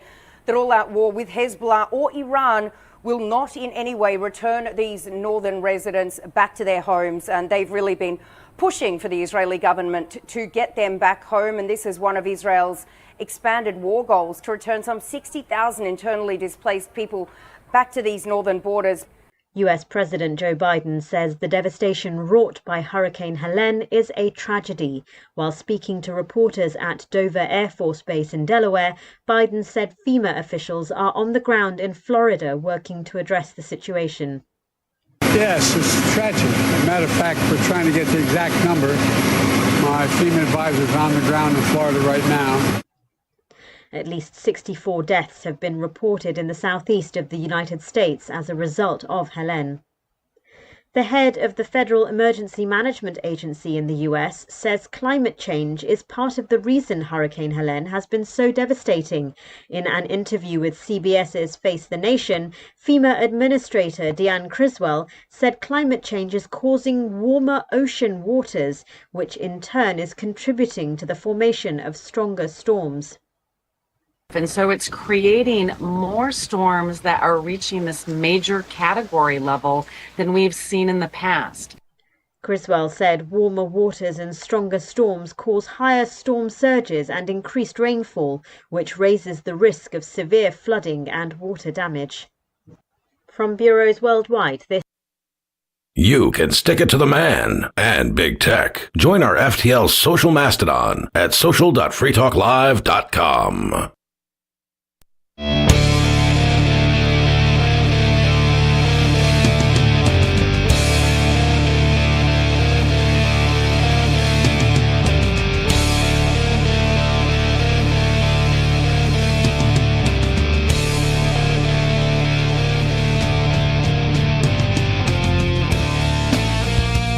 It's Free Talk Live. Call in at 603-283-6160. Are you tired of the oppressive rules and moderation of the big tech social media sites? Our Mastodon server at social.freetalklive can set you free. Mastodon is free, open source, decentralized, and federated. Multiple apps are available for iOS, Android, Windows, Mac, and Linux. Social.freetalklive.com. In the studio is me, Lori. Coach Phil. And me, Bonnie. And we do have a caller on the line, so we're going to go right to them. And it is Turd Ferguson in Pennsylvania. I don't know how I'm like psychic. I guessed that. And I can't see it from here. You could feel him. Yeah, I can feel him. Bonnie could feel you here. Hi, Turd. You're unmuted, sorry. You finally you just buzzed me in. I didn't hear the buzz. I had to wait for my drop to fill. Oh, okay. All right. Well, I'm glad it filled up nicely. I just want to say I thoroughly enjoy your phone calls. Thank you for calling. Oh, that's such a nice compliment. Thank you. Now it's going to be really hard for me to insult you. God damn you. All right. Well, Wait, can you say No, you can't say that on the radio. you can't say that. Well, you can't say that on the radio. yeah. Did he get I dropped? dropped him and I dumped him. Oh. Waited all that time. He's been on since wanted before to the break. hear it. I think, I mean, it's really up to you, but I think he should be allowed to call back if he promises not to, because I feel that he doesn't mean to do those things. I would love to hear his phone call. He probably accidentally let one slip. I think I could trust him to not do it if you asked him again. I don't know if he's listening, but it's up to you. I don't know if he's listening either. Turd, I can't believe he did that. Unfortunate. I had to think about that too. I was like, can you say that? No, you can't put them together. Yeah, exactly. That's what threw me off. It's because you can just say the D word. I don't know why. I just don't want to say it right now. Yeah, you can say damn, but you can't put those two words together. Yep. It's like you can say ass, but you can't then go on to say the next part of that starts with an H. Correct. It's so dumb. Rules. So, Bonnie, you were telling us why weak men vote for communism. Was that it? Yeah, why weak men vote for communism is the exact title of the article from Peter St. Onge on his Substack, Prof. St. Onge Weekly. He says, Tucker Carlson recently tweeted that women and weak men are the most susceptible to evil. That's kind of, I take a little offense to that. Women categorically, and then weak men. It should be dumb women and weak men. I think that it's because women want to be taken care of. Women crave someone who's going to protect and take care of them, and the government stepping into that role for them makes, they're more susceptible to falling for that, which is evil. Well, they're going to take care of you, and they're going to take care of your kids. They're going to make everyone safe. Everything. I think that it's because there's not men to do it for you. Of course, and it's very deliberate when politicians use the word safe. That very deliberate, and the children. Yep, that's very true. Think of the children, and it's all for targeting women specifically, and probably even weak men, who don't want to do the protecting. The left was scandalized whenever they read that. But science is on Tucker's side, assuming by evil he means authoritarianism. According to a new study, if you eat healthy and go to the gym, chances are you vote you vote right wing, as in small government. This builds on a 2021 study that found giving Democrat men testosterone injections turns them Republican. Wow, that's great. We're gonna go back to Turd. We're gonna give him another chance. And he has to behave himself. Turd, be good this time. Okay. I'm gonna not put the GD word together. Thank you. I promise. Thank you. And I'm gonna try not to chirp during the phone call with my non-existent smoke detector. Thank you, because that's a nap violation. Bad audio is a nap violation. Apparently that happened on his call yesterday. I didn't notice it. Yeah, apparently it did. I didn't notice it either because I didn't hear it because it didn't happen until I listened to playback. But that's okay. I wanted to call in and respond to the last call because I wish you guys would have kept him on the air longer because it sounds like he might have been onto something. I mean, he hung up. To be fair, yeah, he hung up on us.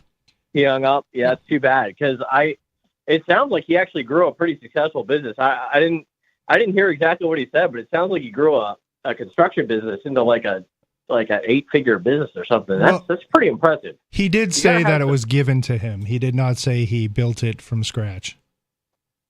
Well, I mean, yeah, and okay, so I don't have as much respect for people that are given businesses, but if you're given something and then you grow it into something bigger, I still do have respect for that. Didn't your dad give you your townhouse, Turd? I could be wrong, but that's what the troll chat says. Yeah, that's definitely not true. I bought this house with my own money, and I'm still paying it off as we speak. Nice. I'm so I can't believe that they say that about you. Then pretty soon, all his teen pop stars will pay off his townhouse. Well, that's kind of something I wanted to touch on because like I felt like the last caller might have been on to something because I think the reason, I mean, if that guy's married, and I'm assuming he is based on what it sounded like what he was saying. But I'm assuming that the reason that his wife thought that he was such a sexy man was not because he was good looking, but because he had purpose and mission. something that I've called about before into this show. But he was saying that you need to have money, and he didn't have money. Well, he was saying, he did say he had a family, but he said it was like they were struggling to get by, but he got food on the table, but it wasn't like he was rich. Well, he was contradicting himself because he said, "Oh, I'm scraping to get by." Yeah. And then he'd be like, "Yeah, my dad has $40 million." I honestly think he was full of crap. He sounded like a femboy, and I didn't want to hear his nonsense.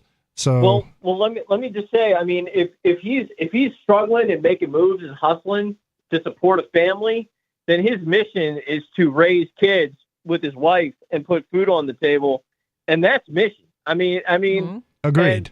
And look, I think personally that my mission is of a higher calling than his, maybe personally. But who am I really? I'm not God. I mean, who am I to start weighing my mission against another man's? So I just think that guy, I wish he would have hung on and kind of explained the situation a little bit more, because I would have liked to have heard what he had to say. But I do want to say this. He got elevated and accelerated and dropped his own call, so we'll never know. He got triggered really bad. So I apologize for not hearing what that douche has to say. Well, it's nice. I hope he calls back in because I want to hear him out. But I will say, to the gentleman that's on there right now, I think you said you worked at a gentleman's club. I did. Yeah, I would never personally go to a strip club because those places are disgusting to me. Oh, well, I'm surprised. I'm so surprised. I would have thought Turd frequents some like low class one even. Well, the thing is, when I had people come into my club, I looked at them as suckers and targets, and so do most of the girls that work there. But I mean, like, well, actually, I actually respect that. But I was going to say, yeah, because I would look at them the same way. And I think on a side note, briefly, I think I've been to a strip club, I think like once in my entire life, when I just turned 21, and I brought my girlfriend with me. She was underage at the time, but because I was old enough to drink, they obviously didn't card her. And as a matter of fact, I think the owner offered her a job, which kind of made me a little upset at the time. But looking back, I probably should have taken it as a compliment. I do want to clarify, when he says underage, he means over 18, but under 21. Yeah, that's correct. Yes. Well, we don't know. But I will say, yeah, I mean, if I'm a rich guy, and I don't know how many rich guys come into these gentlemen's clubs, maybe there's a lot. A lot. Yeah. But I mean, if there's a bunch of women in there dancing naked, for tips, how am I supposed to see them other than objects? Because I think you said to that guy that he was objectifying women. Oh yeah. And I wouldn't know how else to see a woman that's working at a strip club other than an object. If I was going in there specifically to see her naked and give her dollar bills to see her naked, you know. I agree with you. Well, they're making themselves purchasable. You're correct. I mean, in that case, for lack of a better term, they're the product. Mm-hmm. So you're going in there to purchase a product. You're purchasing a lot of, if you want to go there and have a party with your friends, you know what?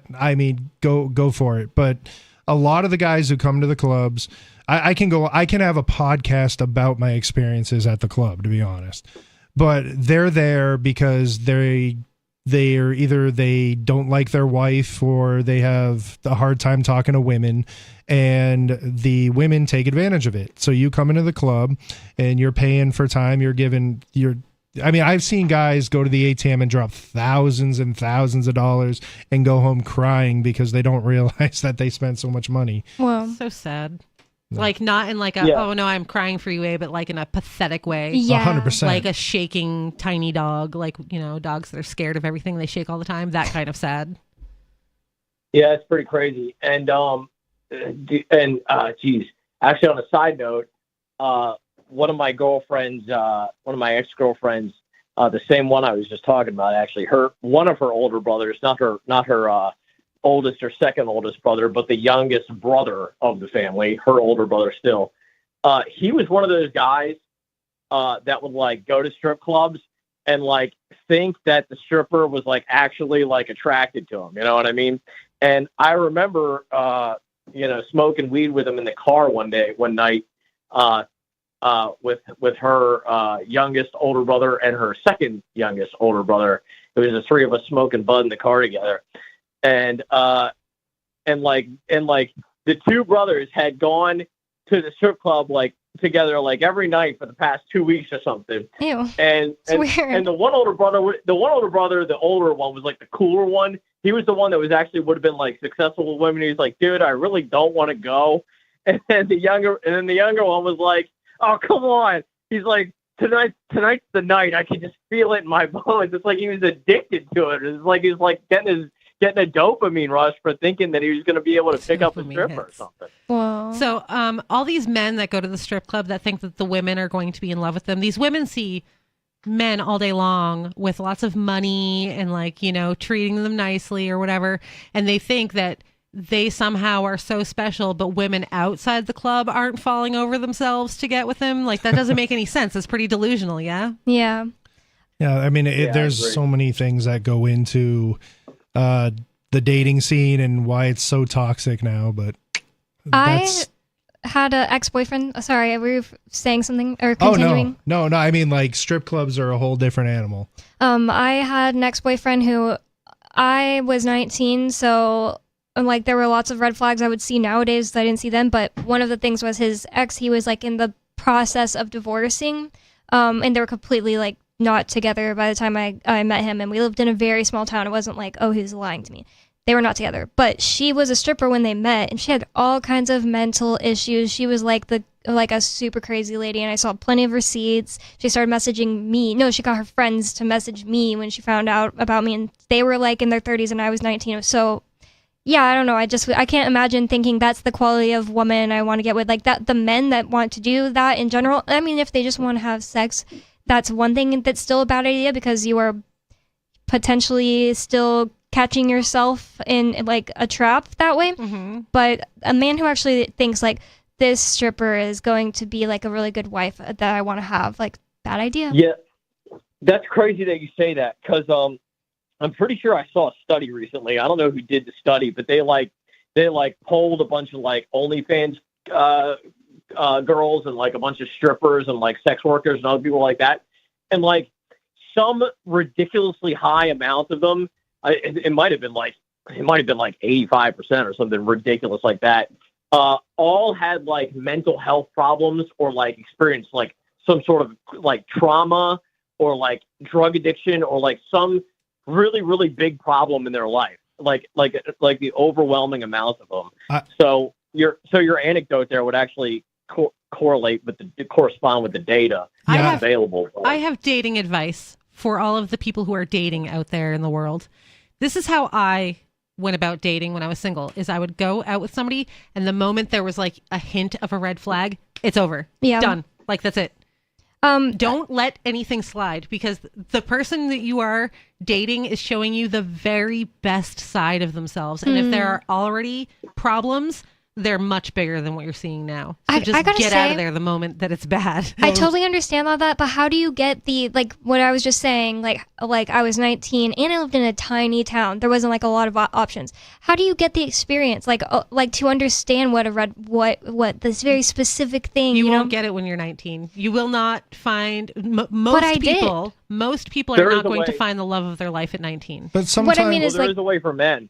Hold on, there is a way for men. There's a book that Rich Cooper published. Actually, Rich Cooper is a friend of Caleb Jones, one of the old advertisers on Free Talk Live, who I also like.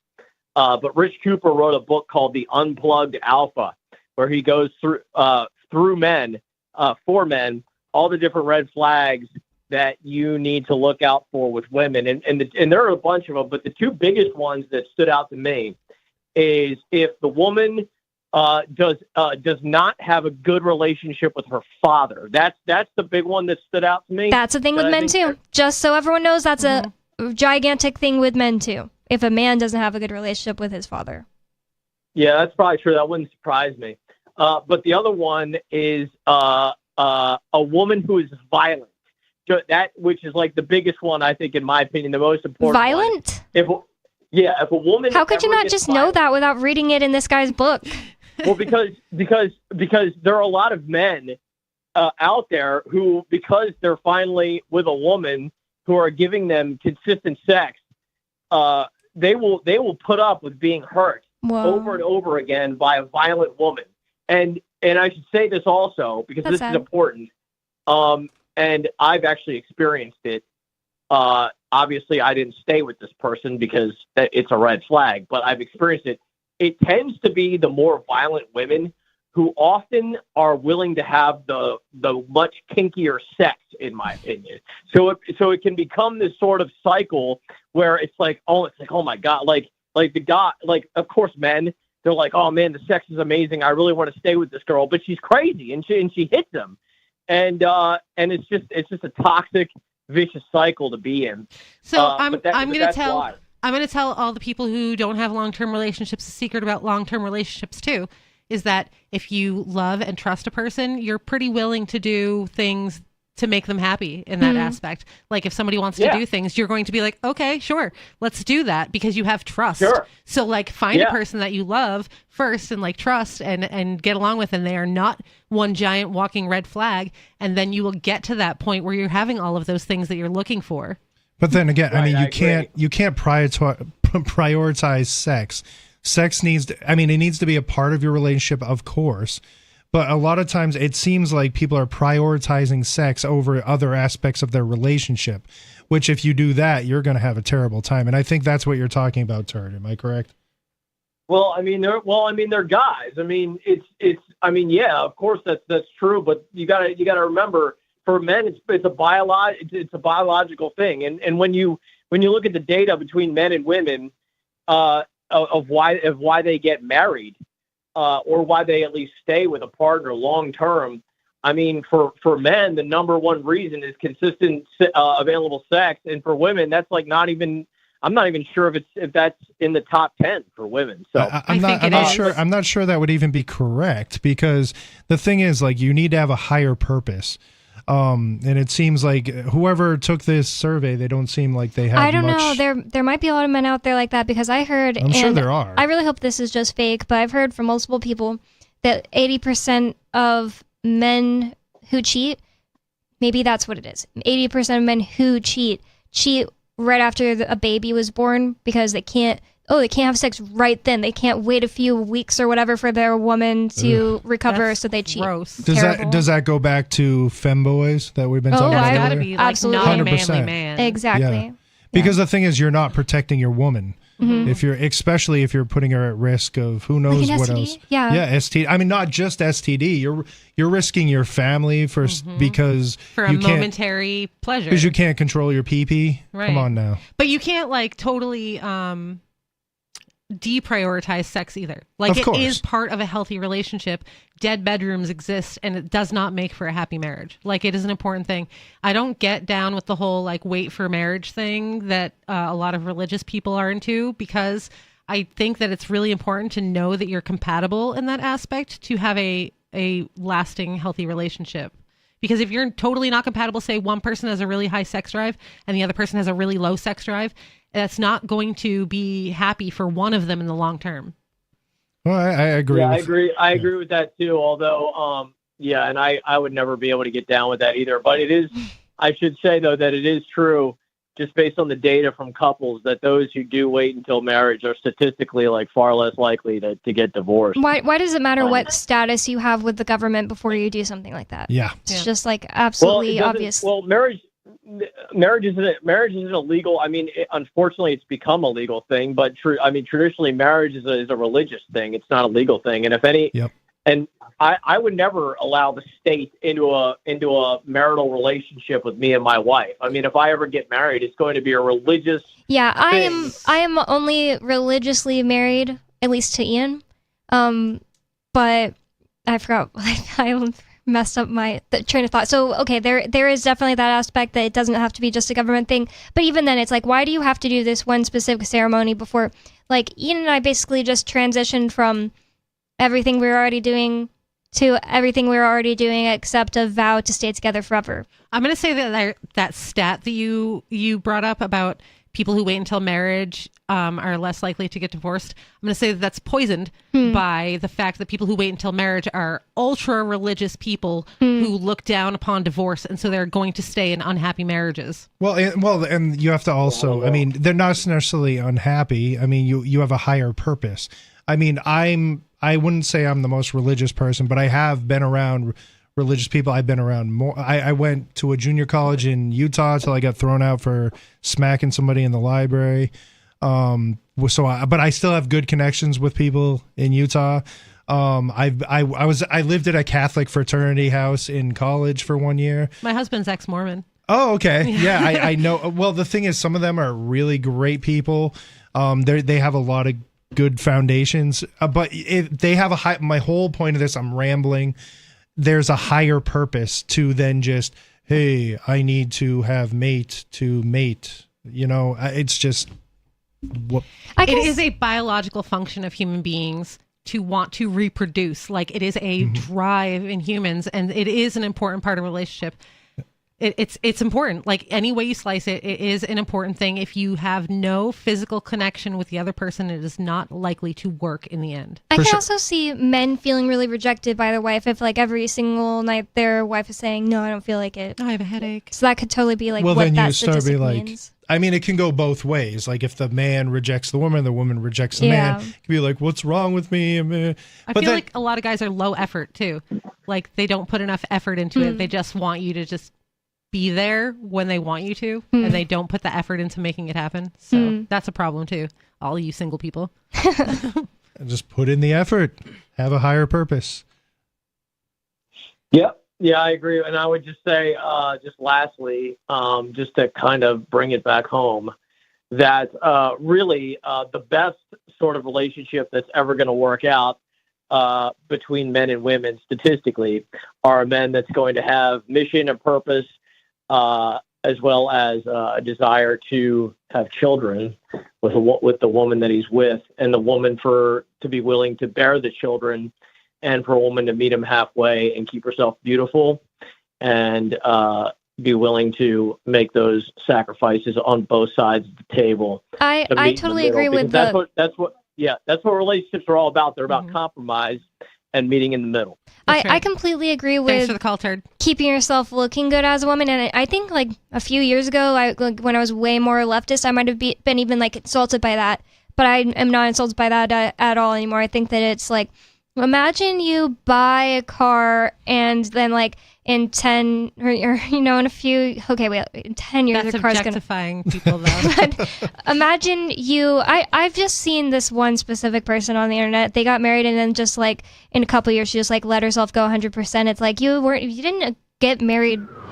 That's not the person that you were attracted to and that you married.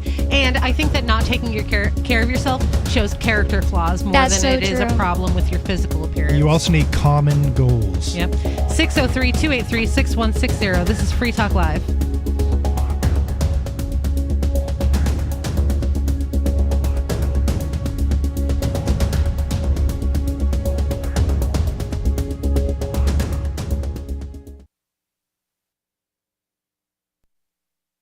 This hour of Free Talk Live is brought to you by Dash Digital Cash. Dash is the cryptocurrency designed to be used for spending.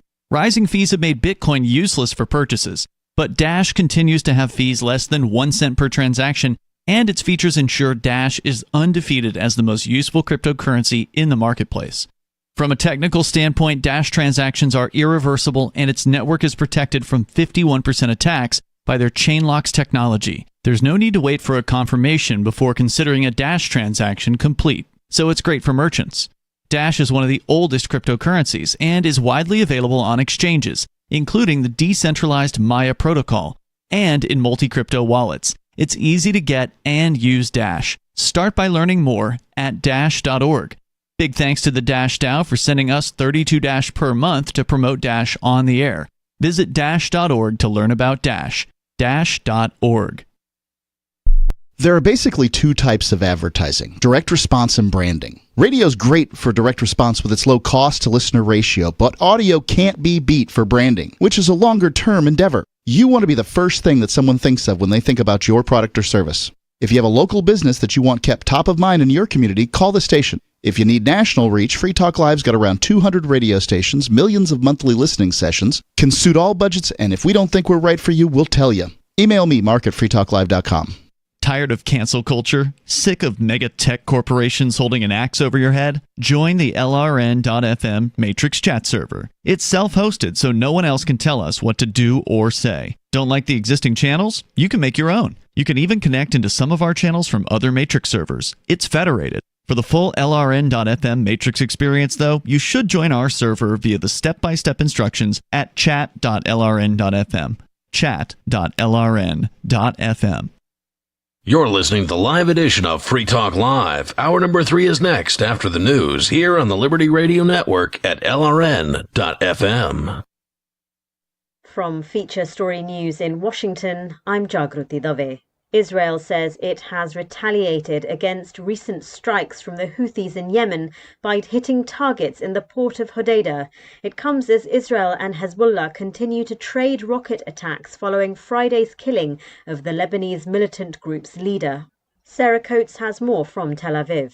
Well, Hezbollah has confirmed the death of another senior official. This is Nabil Kawuk. He was part of Hezbollah's executive council. This happened in yet another one of these targeted airstrikes on the suburb of Dakhia, that is in southern Beirut, overnight. Now, also the Israeli military claims that in this strike that did kill the head of Hezbollah, Hassan Nasrallah, just a couple of days ago, that 20 other members were also eliminated in this strike. Now, over the past few hours, red alert sirens have been ringing out in these largely evacuated northern Israeli communities. But really what we've been seeing here on the ground are these strikes becoming deeper into Israel, with a lot of warnings being put out for people to stay extremely close to shelter. Now, diplomacy is really intensifying. We are expecting France's foreign minister to visit Beirut a little later on Sunday, really trying to push these efforts for a ceasefire amid fear of escalation. While we did also hear from the White House, John Kirby coming out to say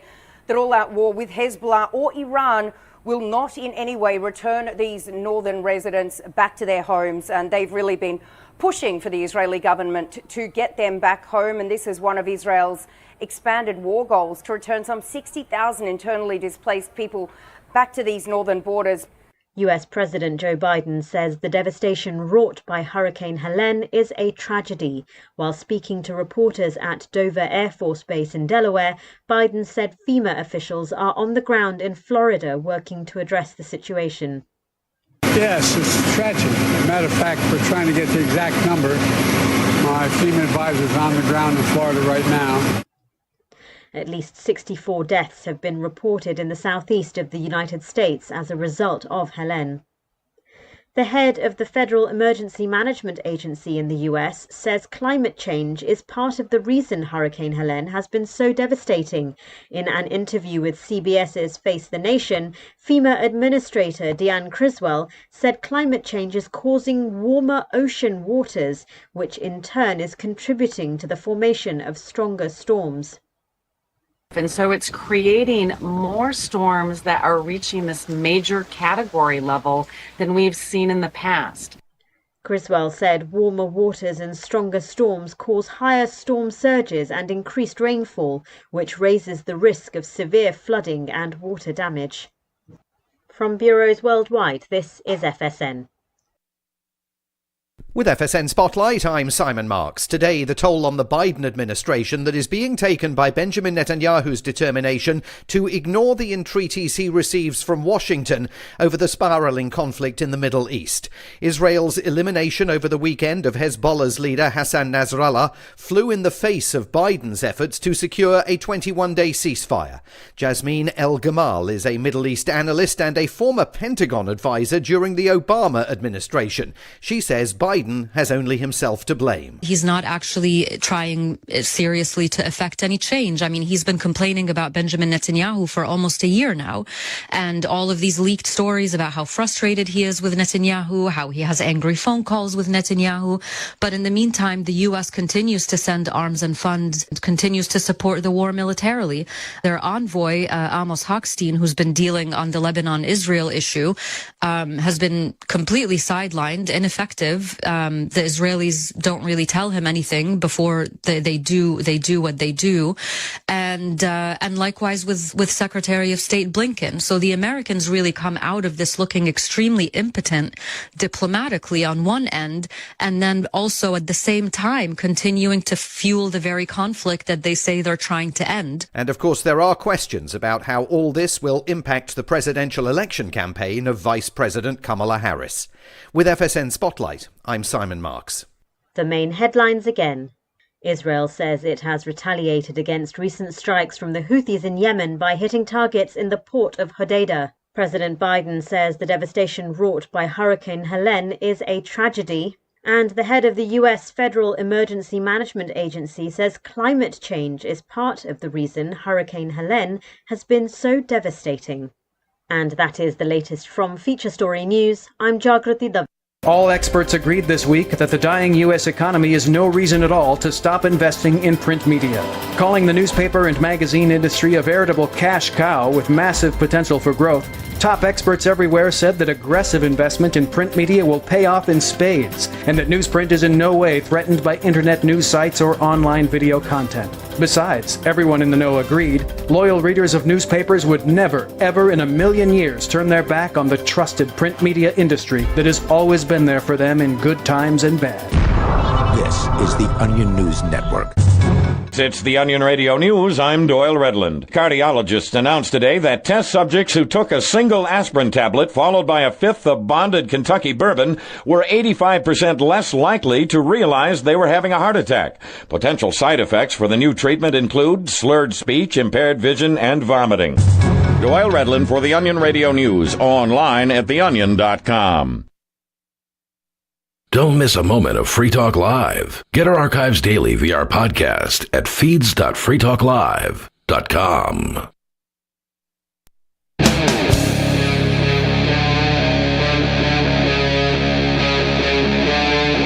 Free Talk Live.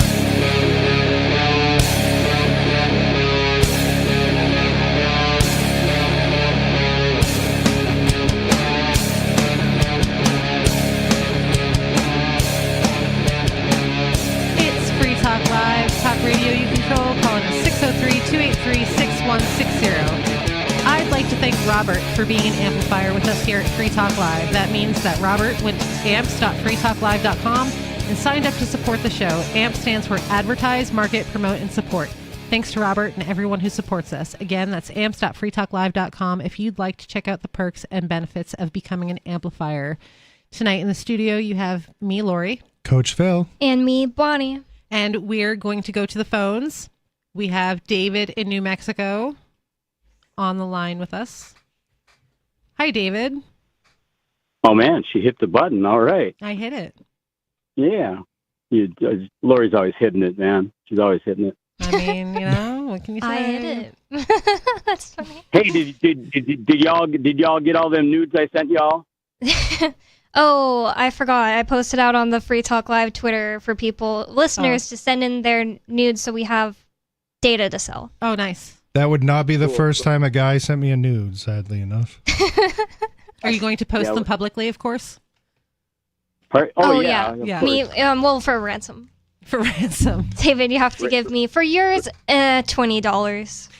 Don't you have a picture of yourself in a Speedo? There's not much left to the imagination there. Yeah. That's how I got the nudes. I just took Photoshop and removed the Speedo. My customers are going to know this is a fake.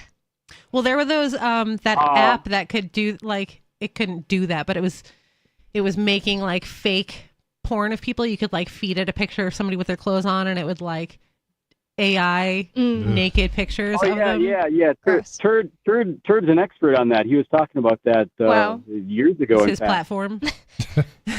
Yeah, well, probably. That's why he picks up all those the 16-year-olds at the Shrewsbury Shrew Fest or whatever it is.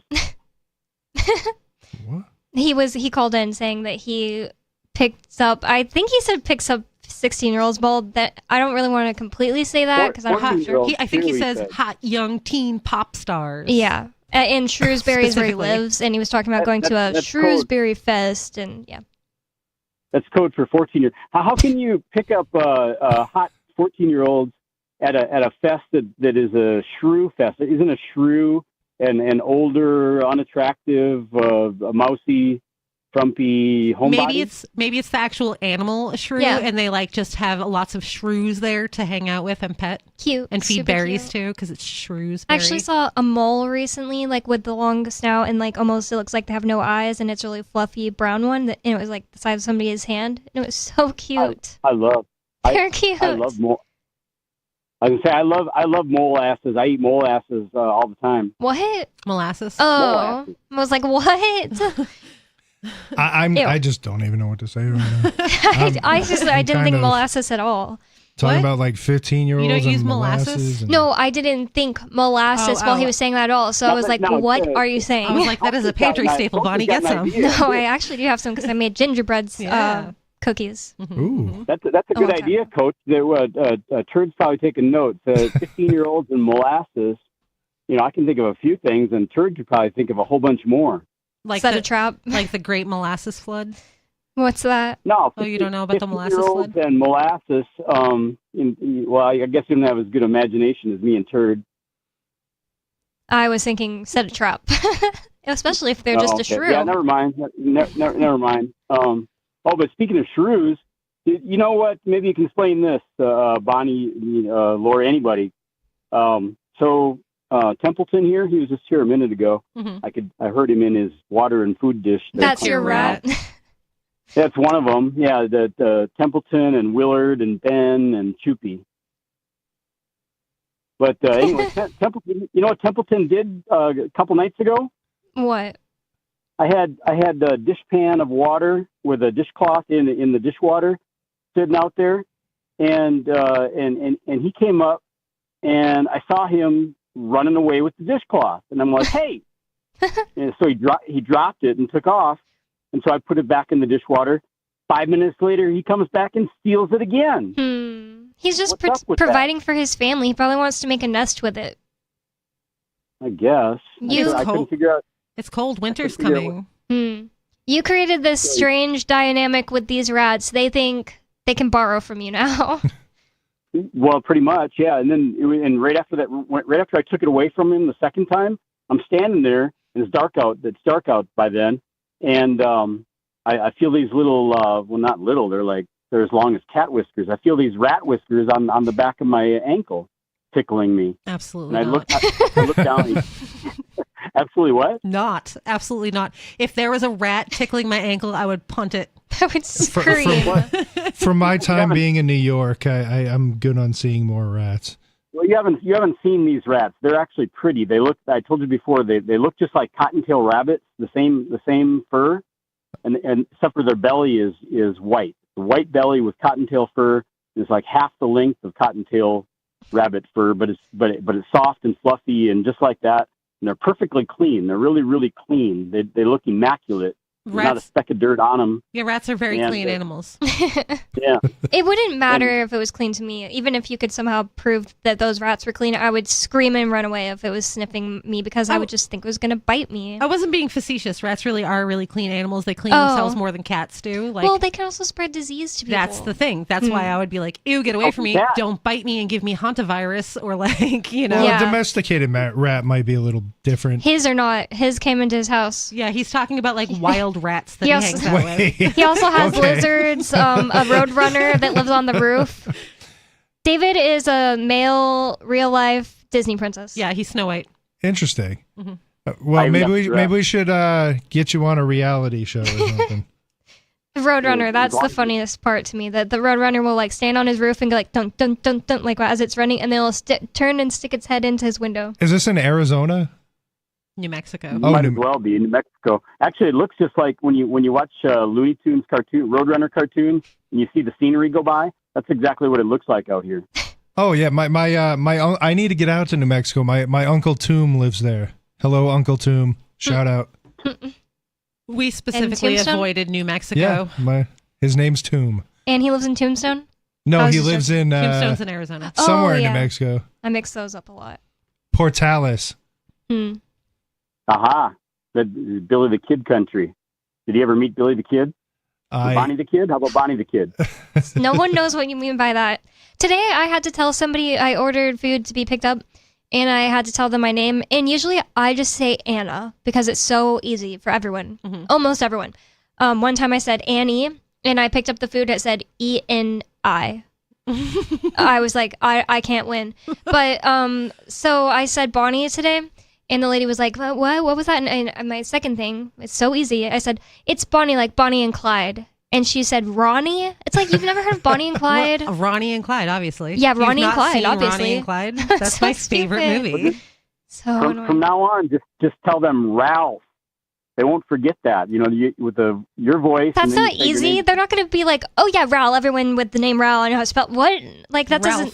Oh, Ralph. Ralph. I thought he said just Raul. Even Ralph, I feel that's not that easy. I don't know. Well, then say Bill or Dick or Tom. Just pick Why are you some giving me dude's male name. names? I thought of an easy Well, because girl then they name, won't- and they then still won't- messed then it up. They won't forget. Well, then they What do you won't mean forget. forget? They don't. They'll be like, this guy They won't Ralph memorize me. sounds really weird. They're not going to memorize me, and I'm not going to say like Bob and then pick it up as me. It's weird. Sure, they will. It's guaranteed. What does that even mean? I don't know. It's just something I said.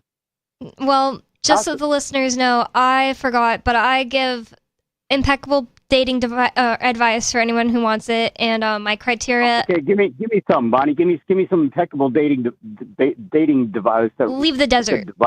Advice, huh? Don't What? continue living your life in the desert. You know what's really good advice? I already that you don't get credit for that one because I'm already moving, and I told you months ago. So you're copying me. Give me one that I didn't already think of. Don't hang out with wild rats. Wait, what's the Don't caller tell from? them right away about the wild rat Yeah. sniffing your ankle. What's the caller's name from Albuquerque? Maybe we can do a Sarah. Sarah. Maybe we can do a love people have been trying connection. to hook me up- No. People have been trying to hook me up with Sarah forever. I don't know why. He's already gotten with her before, and he's tired of her. Yeah. We divorced years ago. I consider myself pretty good She was at jealous of the rats. matchmaking. You know what? I could even find you a lady. I could do that. He was talking about possibly moving up here, and I really think that if David moved up here, he would fit right in with a lot of like people who would like go to a bonfire and hang out, and he could easily meet. Well, I guess not easy. No, I wouldn't say easily because there's way more men than there are women. But if you're just talkative, I'm nice. not dating them. Only the women, Bonnie. There's plenty of narrow, spicy ladies up here who will fit right in. Narrow? What does narrow mean? What does narrow mean? Narrow, spicy. Oh, neuro spicy. He means there's a bunch of autists that'll be totally into you, falling Is that over like themselves. salty? Neuro spicy is Maybe that, we could have a dating show with David. What's going to be our theme music? We need some theme music. Snow White. Yeah, the song she whistles. Or whatever. at the We'll beginning. get 3 eligible bachelorettes. Yeah, that'll work. I'm not dressing in a dress, though. And I'm certainly not putting my hair up or rosing my cheeks. Just wear your Speedo so they know what they're getting into. Everywhere. Well, yeah, Speedos are kind of dated now. They're kind of out. I mean, they were They're okay, kinda European. like back in Yeah, do you like the Borat singlet? the, You know what I'm talking about? Like the, that goes up the the- V-shaped singlet that Borat wears? Monokini. No, that looks rather retarded. Rather. So you say, yeah. Oh my god. Retarded. Oh my god. I'll clean you up. We'll get you in the gym. We'll put a little muscle on you, and then we'll get you Well, out. wait a minute. Coaches, you think I'm not cleaned up? You think I don't have muscle on me? Just Well, if because you're- rats are climbing I'm on my thinking dishes. You're hanging out with rats and hanging out in the desert. I'm just, you know what? That's kind of what I'm visioning. This is what I'm envisioning. I have no clue your age, what you look like, but I'm gonna guess you're like 42. Do I got that right? He's not younger than Ian. Pretty close. I'm 32, Phil. 32. No, you're not. I don't believe you. There's no way you're younger than Ian. Are you 32? 32. Let me look at my license. Oh, you're right, Bonnie. I was wrong. I'm 31. No, you're not. I don't believe that you're What year were you 3 born? years older than me. What was your mom's maiden name? What is your social security number? What is that actress Marissa something that you said flirted with you? Tomei. She's not like Tomei old, but flirted she's with- at least in her 50s. Maybe she's a cougar. Yeah, but she flirted. Yeah, but she wasn't in her 50s when she flirted with me. But she was around and famous when you were not a child, is my point. Yeah, she was a movie star when I was not a child. She flirted with me. Who is There we that? go. Marissa Tomei. I have no clue who that is. She's a really beautiful My cousin actress. Jenny. Oh, okay. With the short guy. Yeah. No, that's not Marissa And he's a Tomei. lawyer. The short guy is not Marissa Well, Tomei. it's the lady and yeah, the woman. She's really beautiful, and David claims that they got into an elevator together and she flirted with you. Is that what it was? I think that movie came out before I was born. Isn't that a really old movie? It's at least from the 90s. It's from the 90s. I thought it was. Is it from the 90s? I think so. Oh, okay. Yeah, from back when I was born. Whatever. No one believes you. Huh? No one believes you. I don't care whether people believe. You think I care what people think about me? No, he hangs out with wild rats. He does not care. He does not care. Yeah, I think that is a David good trait, is secure. David. I think it's a good trait that you don't care what people think. I think so too. And you're kind of a bad boy. Girls like that. I mean, probably not women your age, but. Well, that's what I started to think just now. Yeah. Like some right-wing women his age might be like, and I say right-wing because there really aren't like a big pile of libertarian women who are out there that are single. There really aren't. No. Like, I mean, in New Hampshire, they just get like picked up real fast. Like there's this one girl who's probably like 2 years younger than me. Well, I had a mission when I got here, so I didn't get picked up. I picked up Ian, to be fair. But there's this girl that's like 2 years younger than me, and she got here like 2 months ago, and she just has had a boyfriend. And now she's married, and they have like They're 7 about to be, kids. yeah. Wait a minute, Bonnie. Wait a minute. Wait, you came here on a mission to pick up Ian? I mean, you came there on a mission to pick up. You're not here. You're there. You came there on a mission to pick up Ian? Yeah. I was like, then how come? Go ahead. I was like, I'll get a job up there, and then I'll meet him, and then of course he'll like me, and that's what happened. And she was successful. What about when? Now memory fading. What's his name? Turd? No, the former co-host lived in the house. Matt. Why can't I remember Matt's name? Matt said that he hooked you and Ian up. No, that's not true. We met. Well, he did help something. That is not actually that much of a lie. Now that I'm like thinking, that's not 100% true and not 100% a lie. The first night I met Ian, it was like at a public event. It's not like I was like, I'm just gonna knock on his door. He throws like public events, so I went to one of them.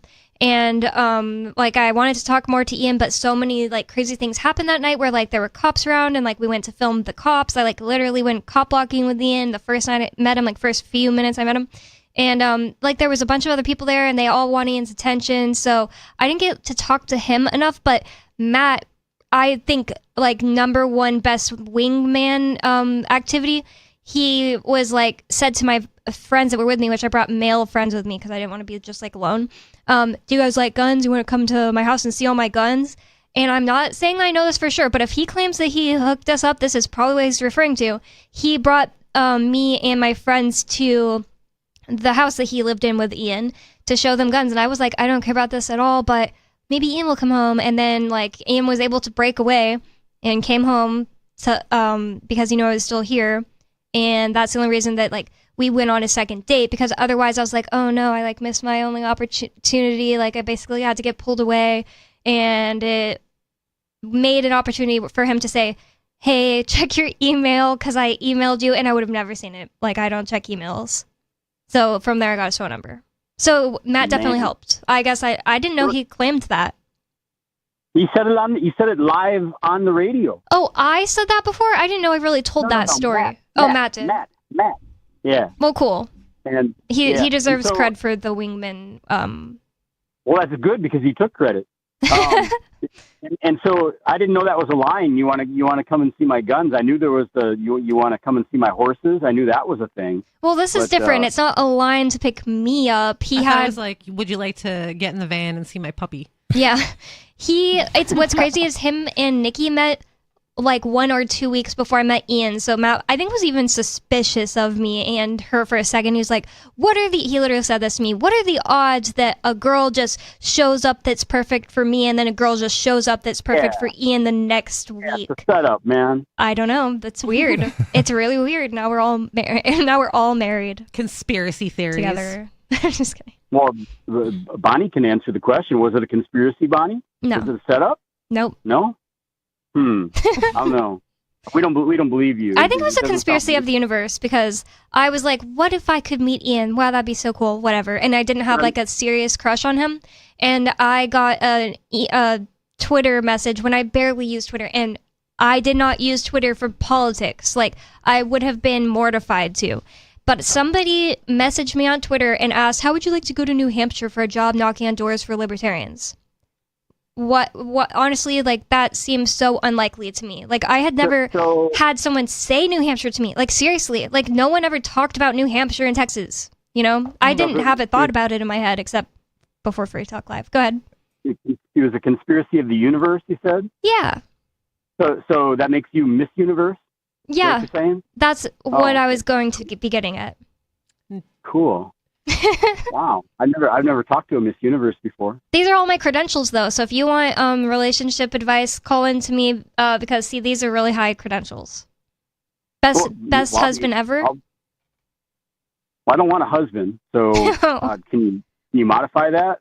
Well, David, I actually I uprooted my life and moved to New York for a girl, and we're together now. Uh-oh. Wow. Oh, you're still together, and it's been how long? We've been together 2 years, and I even got her to move out of Manhattan. Nice. Oh, cool. 2 years. Well, yeah. Well, the breakup time frame is coming pretty soon, so enjoy it. Nah, we're good. Yeah, I think we if we would have broke up, we would have broke up. We would have broke up 9 million times before. We're actually better than ever. This is what I'm gonna do for you, David. I'm going to find you a woman. If you move to New Hampshire. Oh no. No. This is what we're gonna do. You move to New Hampshire. I guarantee you, I find your life partner for you. No, wait. I don't know that that's a contract I want. So let's modify this a little bit. Let's maybe find somebody who will tolerate you for 15 minutes. Would like to sit down and talk to me for a few minutes. Yeah, How that's about what Coach Phil is all about. That's his motto. I can help you get a hookup that's temporary. What? No. That's definitely not my deal. My deal is we're going to get you a girl. Okay, I'll at least get someone who's going to sit down and talk to you for a half hour without throwing up or leaving. So that's what I can guarantee you. Well, I don't know if we can control the throwing up part, but yeah, I just want to start at a conversation. Okay, I don't want to be married off before I ever show up there. Just make sure you're minted up. It's first. too late, David. It's too late. We've already signed the contract for you. Yeah. You gave us your mother's maiden name and your date of birth, and now that's it. You got to mint up. That's a big thing. Slavery. So now I'm a sex slave. Is that what you're saying? You mean now? Well, when I show up there, I'm a sex slave, is what you're saying. Arranged marriage. Mm-hmm. Call it whatever helps. Yeah, right. And Phil, we're getting a dowry out of this. That's right. I'm out a goat. Yes, sir. Well, we can still keep talking about whatever we were talking. However you describe that, I don't know how we describe that. But I got to interject. Phil, you were awfully mean to that caller that I've never heard before. Oh, I was. Yeah, so don't be so mean especially to new. You can be mean to us. What do you call us? Chronic callers. Yeah, you can be mean to David. Yeah, we need more. We need better call. I guess you're right. But my thing is, I despise weak men, and that's what we were talking about. And I felt I sniffed it out. Maybe not. I don't know. But anyway, I would have liked to have heard more, just like Turd said. Okay, okay. Next time, Peter, call back tomorrow. And that big bad meanie guy won't be on. Yeah, he won't be here. Thanks for the call, David.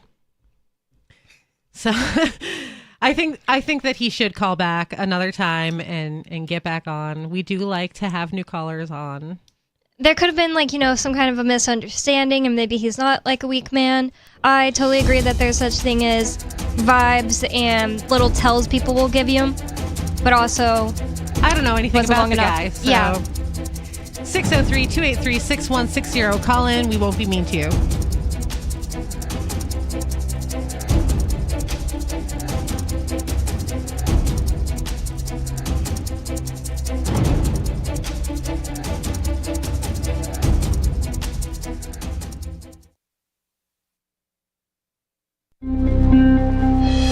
The number of users who actually enjoy Facebook is down to 4, and Apple announces a new iPhone with the N-word on the back, knowing customers will buy it anyway. And now for the delayed and utterly thoughtless romantic gesture that is the Onion Week in Review. Self-identified 9/11 truther Dennis Shaw told reporters Tuesday he's absolutely convinced the United States government has orchestrated an intricate plot to systematically destroy the last 11 years of his life. Shaw, who since 2001 has spent nearly every waking minute poring over footage of the World Trade Center attack and even handing out truther pamphlets every afternoon, says the government is behind the gradual collapse of his personal and professional life, adding that the conspiracy, quote, goes all the way to the top. Before 2001, I'd see my friend Stephen Copley every couple of weeks, and now he won't even answer my calls.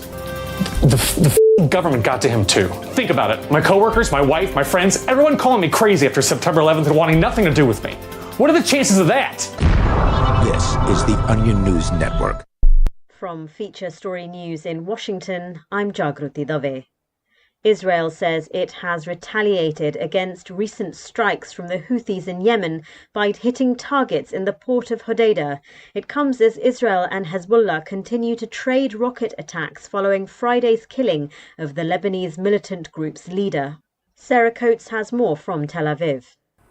Well, Hezbollah has confirmed the death of another senior official. This is Nabil Kawouk. He was part of Hezbollah's executive council. This happened in yet another one of these targeted airstrikes on the suburb of Dakhia, that is in southern Beirut, overnight. Now, also the Israeli military claims that in this strike that did kill the head of Hezbollah, Hassan Nasrallah, just a couple of days ago, that 20 other members were also eliminated in this strike. Now, over the past few hours, red alert sirens have been ringing out in these largely evacuated northern Israeli communities. But really what we've been seeing here on the ground are these strikes becoming deeper into Israel, with a lot of warnings being put out for people to stay extremely close to shelter. Now, diplomacy is really intensifying. We are expecting France's foreign minister to visit Beirut a little later on Sunday, really trying to push these efforts for a ceasefire amid fear of escalation. While we did also hear from the White House, John Kirby coming out to say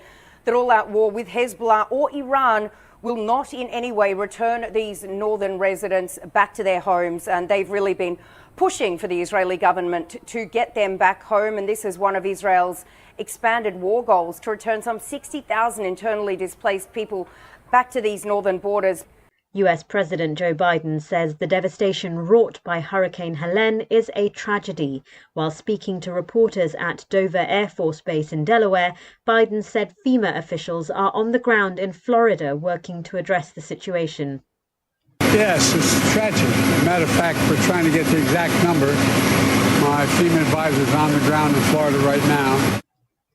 At least 64 deaths have been reported in the southeast of the United States as a result of Helene. The head of the Federal Emergency Management Agency in the US says climate change is part of the reason Hurricane Helene has been so devastating. In an interview with CBS's Face the Nation, FEMA Administrator Deanne Criswell said climate change is causing warmer ocean waters, which in turn is contributing to the formation of stronger storms. And so it's creating more storms that are reaching this major category level than we've seen in the past.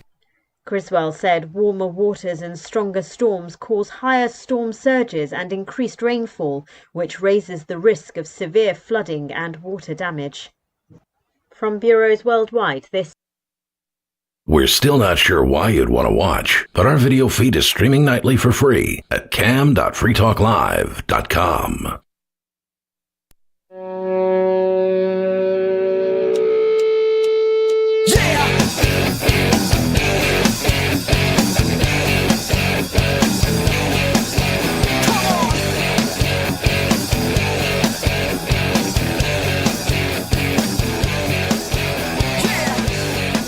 It's Free Talk Live, 603-283-6160. It's officially unofficial. We've been podcasting since podcasts began, but we've launched a new podcast anyway. The new podcast is a 30 to 45-minute show releasing once a week, and you can find it at freetalkcast.com. It's brought to you by the same people who bring you Free Talk Live, and we'd love for you to check it out. The existing audio radio archive isn't going anywhere. This is just a new show designed from the start to be a podcast, so check it out at freetalkcast.com. In the studio, you have me, Lori. Coach Phil. And Bonnie. And we've got some callers, so we're going to go right to Dave Ridley in New Hampshire. Hi, Dave. Yeah, I have an update on a disturbing bill that passed and was signed in New Hampshire a few months ago. So I think traditionally people tend to associate the trans movement with authoritarianism, but sometimes trans folks are the victims of government overstep, and this is the latter case. I agree. And 100%. please tell us about what it is. There's another example I can give after. So what it is, I guess there was 3 different bills. I got most of this from a website called them.us, which interestingly enough, despite being a partisan website, it's trans-oriented website, it reads like the writing reads more objectively than most mainstream press, which is nice. So I guess there was a law passed in New Hampshire, House Bill 1205, that allows students to take legal action against their school if they feel like they're forced to compete against a trans athlete. And the problem with this, not so much that, the government runs the government schools, so it can kind of do it at once, I guess. But this applies to private schools. Whoa, that's bad. Yes. I mean, it looks like it. My read on it makes it looks that way. It defines, quote, a non-public school offering any of the grades kindergarten through 12, unquote. And I believe it applies to both types of schools. And it passed and was signed. But a judge struck it down, right? A federal judge. No, I don't know about that part. I've heard recently that I only knew there was one bill, but a bill that did make it to where trans athletes couldn't compete in New Hampshire was then struck down by a federal judge. And I've only heard about this recently because, like I mentioned yesterday, I am in a group chat of people planning protests to support these people who got kicked out of a sports game for wearing these wristbands that were they were pro only biological women on the team.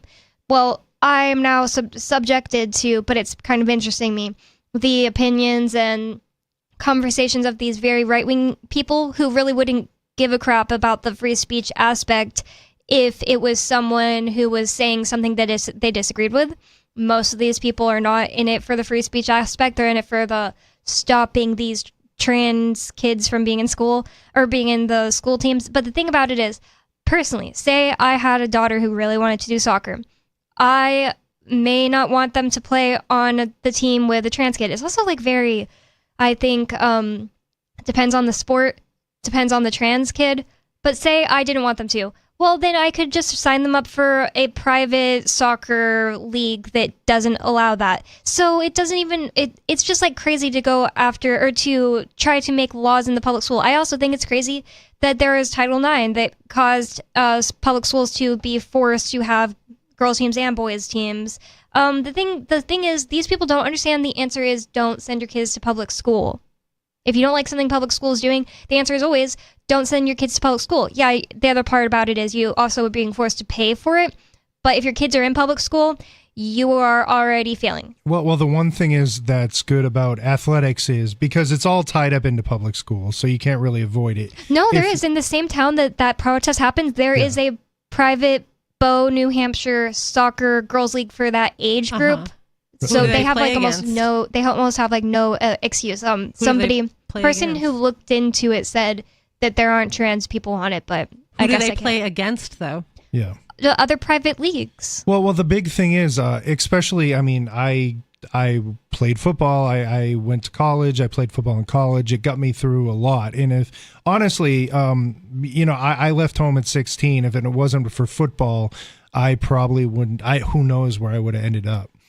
So I do get it that public school is needed for a lot of these athletes. And if I guess one of the arguments with trans athletes participating in girls sports is there's less opportunities for girls because there's so I mean I get it, because if you want to showcase your talent, if I was a father, like I am a father, so if my daughter, she doesn't play competitive sports, but if she did and she was kept from getting playing time because a biological male was ahead of her, I'd probably have issue with it too. There's so many facets with this argument. I think this platform would be, I mean, I'd be doing disservice by going into this. Like generalizing? By generalizing, yes. One thing I learned from these moms a lot of nuance. With the soccer, well, it's moms and dads, well, it's just men and women, I don't know if they're moms and dads, that are very against trans people on the sports teams. Arya will rail against this, saying, well, this only gets attention when the trans kids win. But in like team sports, there isn't really something like that to speak of. For example, there is a goalie on one team that's a biological female that's like 5 feet tall. And then there's a goalie on another team that's a trans kid that is almost 6 feet tall. And the parents have described like they win every time because they just can't get it past the goalie. And like they just like act like they can't pinpoint it on that. But you kind of can. Like if somebody has a wingspan the size of the other goalie's whole body, that gives them an advantage, and that just doesn't happen. Like you can't just say like, well, women could be born like that. It just doesn't happen. No, it doesn't happen. Men have. So here's the thing. Beyond the wingspan, yes, there are tall women, but a woman who is the same height as a man, they could be the same height, the same weight, everything. They're going to have extremely different body composition. Men have denser bones. Men have more muscle mass just naturally, because that is what going through male puberty does to your body. They have higher lung capacity. Like it is not a fair matchup, which is why men's and women's sports are divided. Well, and then another thing with these people who are using this issue of not allowing trans kids in sports, they're also using this to promote transphobia, which I think is wrong. So, I mean, I personally do not think that biological males should be playing with girls. I'm 100% against that. However, I don't think that it should be used as an excuse to bash trans people in general. I agree with that, yep. I agree too. I've seen so much of that in this group as well.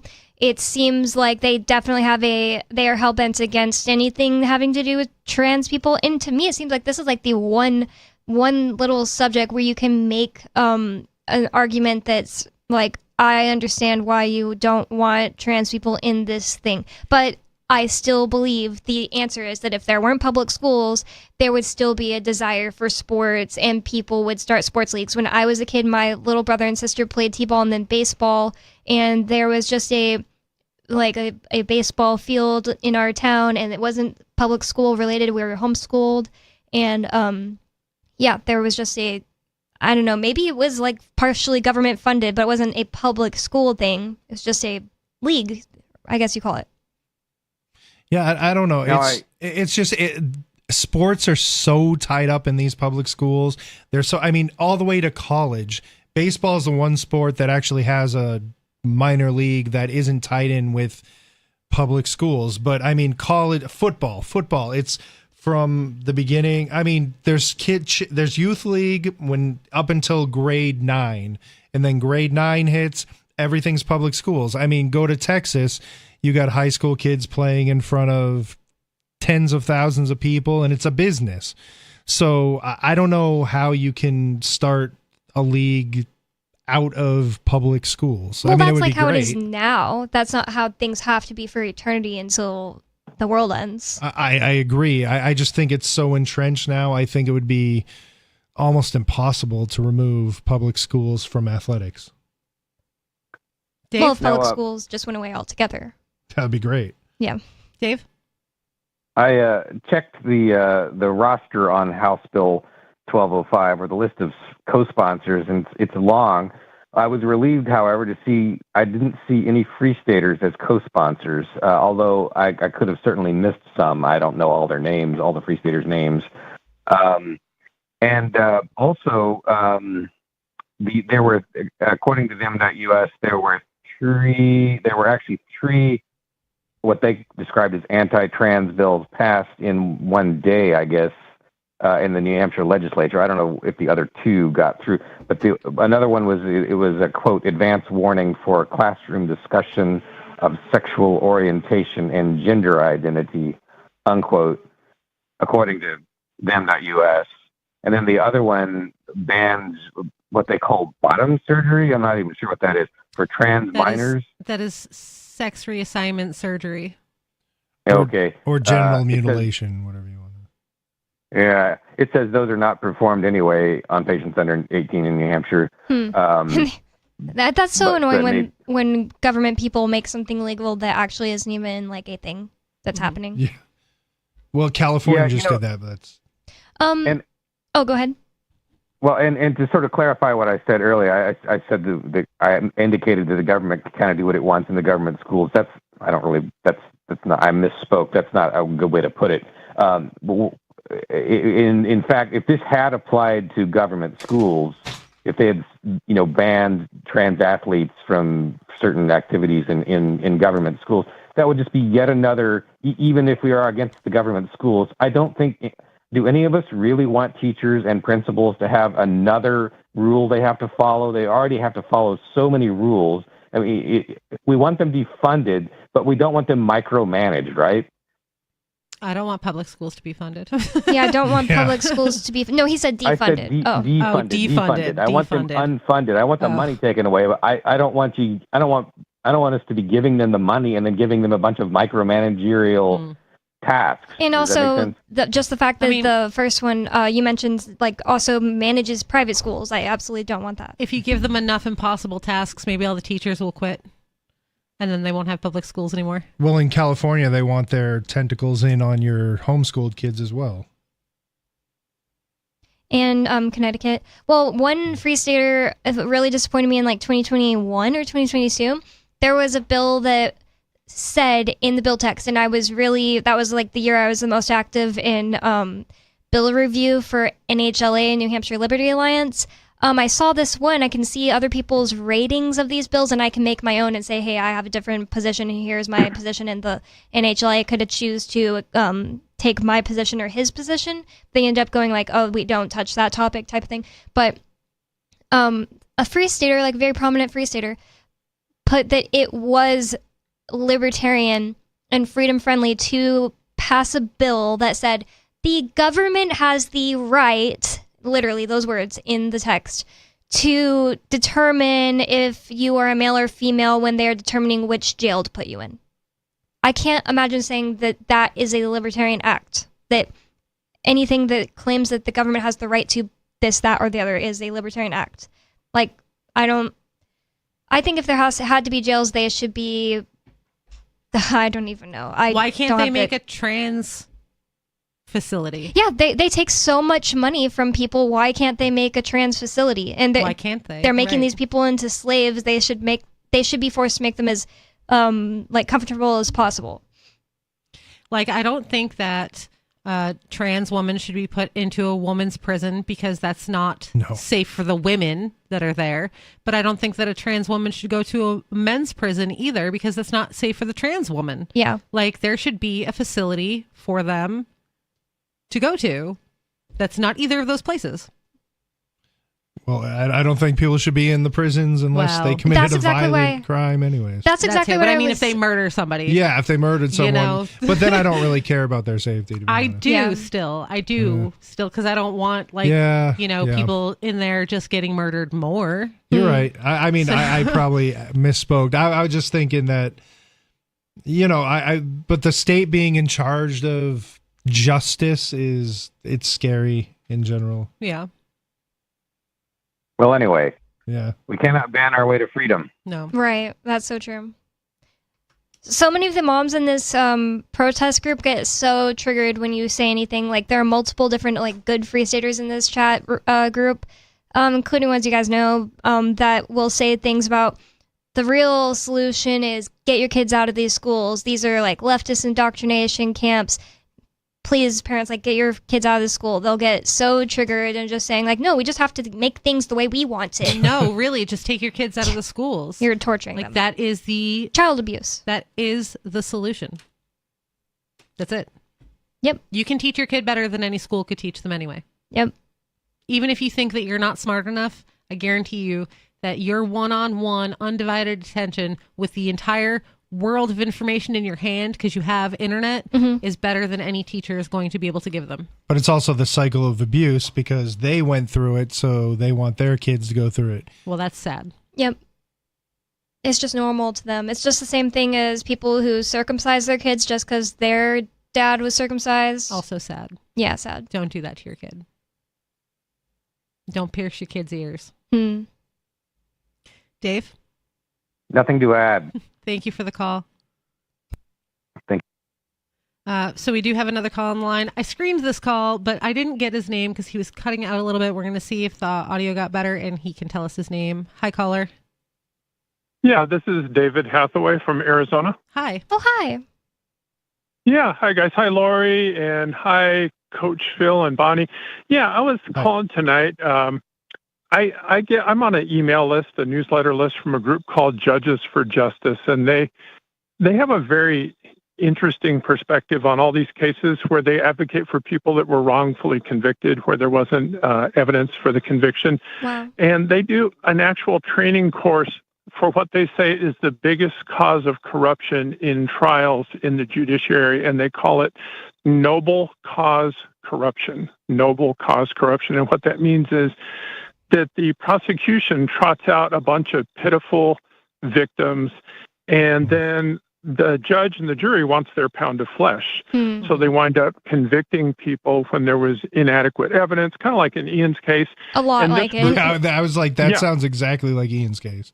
Yeah, and it's a very interesting group. They have a website, and you can get on their email list, and they actually have an online training thing about this thing called noble cause corruption, where the judiciary, the judges, and the juries feel justified in convicting people just because the victim's story is so heinous, they went through such tragic circumstances, or there was a horrible murder spree or sexual assault or theft, or somebody was defrauded, and the victim is so pitiful that they wind up having a conviction that everyone feels justified convicting somebody, because they don't want to just leave it hanging where, oh man, look at these poor old ladies that got ripped off.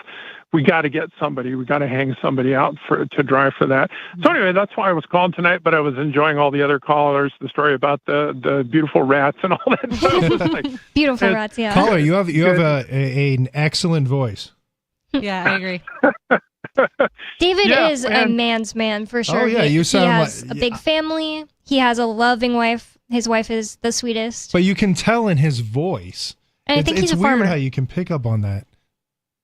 Well, thank you. I have one defect, or a lot of defects. Oh, we one all of them do. is I'm an elected official, and I'm halfway through my campaign. I have 6 candidates running total, and I defeated 5 of them in the primary, and I got one more left to go for the general election. And I also just testified to Congress last week, very hostile hearing, 3 hours long. It's online about my stance that all things international relationships should be voluntary relationships, and we don't need to have the government interfering in relationships with, if you're on this side of the border and you want to rent a house to somebody or employ somebody or sell something to somebody on another side of the border, you should be able to do that. And, it was very hostile, a lot of yelling, a lot of people mad at me from my viewpoint. It was not fun, but just got back from Washington, testifying to the full committee. Sounds like you're doing good things. We do need people like you throwing a wrench in the system, too. Yeah. Yeah. Well, thank you so much, guys. It's been a great evening of entertainment, and Karen's with me. Bonnie, she's right here next to me, and we're just on our evening walk. Hi, guys. Hi, Karen. Hi. They came and testified in front of the judge at Ian's sentencing. Well, David testified, but Karen came, and I just appreciate them so much. He's not like a regular cop. Like, when I talk about how cops are bad, I'm not talking about David Hathaway. And he also wrote a book. I can't remember what it's called off the top of my head right now, but it's about how, well, immigration isn't as scary as the news media wants you to think, and that he's a sheriff in a border town. He knows a lot about it. What is that book called? Yeah, that book was called Immigration, Private versus National Borders. So, of course, I do believe in private borders for private property. But if you have a state that has corralled tax livestock, we're just livestock for the state, and they say, here's a line, and this says who you can interact with and who you can't interact with, that's not legitimate. And so my book makes all the argument about how it should be a private property relationship, private voluntary interaction. So obviously the people running this committee didn't like my testimony, and there was a lot of yelling at me and telling me that, I'm an illegitimate sheriff because I wouldn't propose the state intervention into our lives. And I'm on a border county. We have the biggest ports of entry of any county in Arizona in my county. So I do a lot of advocacy for free interaction, free relationships between people on both sides of the border. So I got invited. One of the congressmen, I guess, heard about me and invited me. And the other ones on my panel, it was a 4-person panel. They were all very hostile to my viewpoint, as were the congressmen that were on that committee. So anyway, it wasn't real fun, and it was kind of a uncomfortable trip, but I'm glad I did it now that it's over. I agree that it's not what it's made to sound like, the border issue. I lived in Arizona in Cochise County, and I felt perfectly safe the entire time that I lived there. I never had a problem. It never felt unsafe or crime-ridden. It was fine. Yeah, well, right now, we're earlier here, so we still got a little light in the sky, and Karen and I are doing what we do every night, walking right along the border. We can see the hills down in Mexico. It's peaceful, it's quiet, we just hear the crickets chirping and the wind blowing, and it's always this way. This is very low crime. Yeah. I lived like 10 minutes from the border. I could just drive there in 10 minutes, and it was peaceful, quiet, nice. Well, that's all I had, guys. Thanks for taking my call, and have a good evening to all of you. Thank you. You as well. Thank you for the call. Okay. Bye. Whenever David testified to Ian's judge, the judge also, it was the only person that he got like hostile and angry with and started to argue back with David. I think the reason is because Mr. Hathaway, he used to be I wish he was on the line now, I guess. I forgot exactly which one, but I think a DEA agent. And he got kind of, I would say, like radicalized by seeing all the corruption and crap. And so he went up there and said that he used to be, I think, a DEA agent. And all of the, and that he's a sheriff now. And this is what he thinks, like that Ian shouldn't be thrown in jail. And he made a comparison to what Ian was getting thrown in jail for that made it look ridiculous, and like rightly so.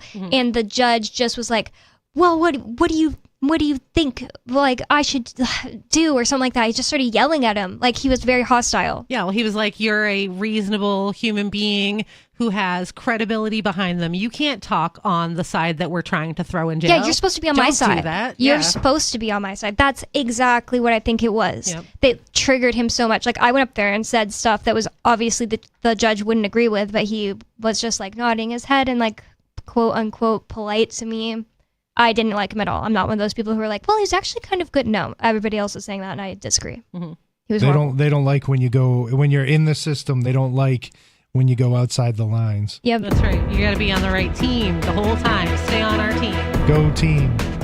This has been Free Talk Live. We've been great. You've had a fantastic time. Thank you for listening.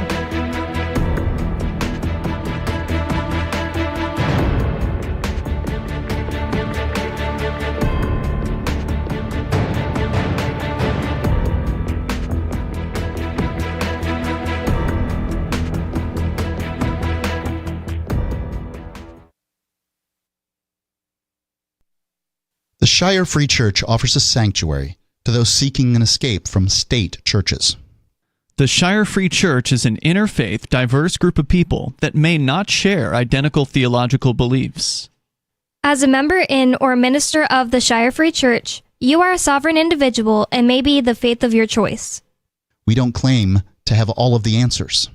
We are open to all peaceful people. We want to learn from each other. What unifies the Shire Free Church and its diverse members is peace, love, and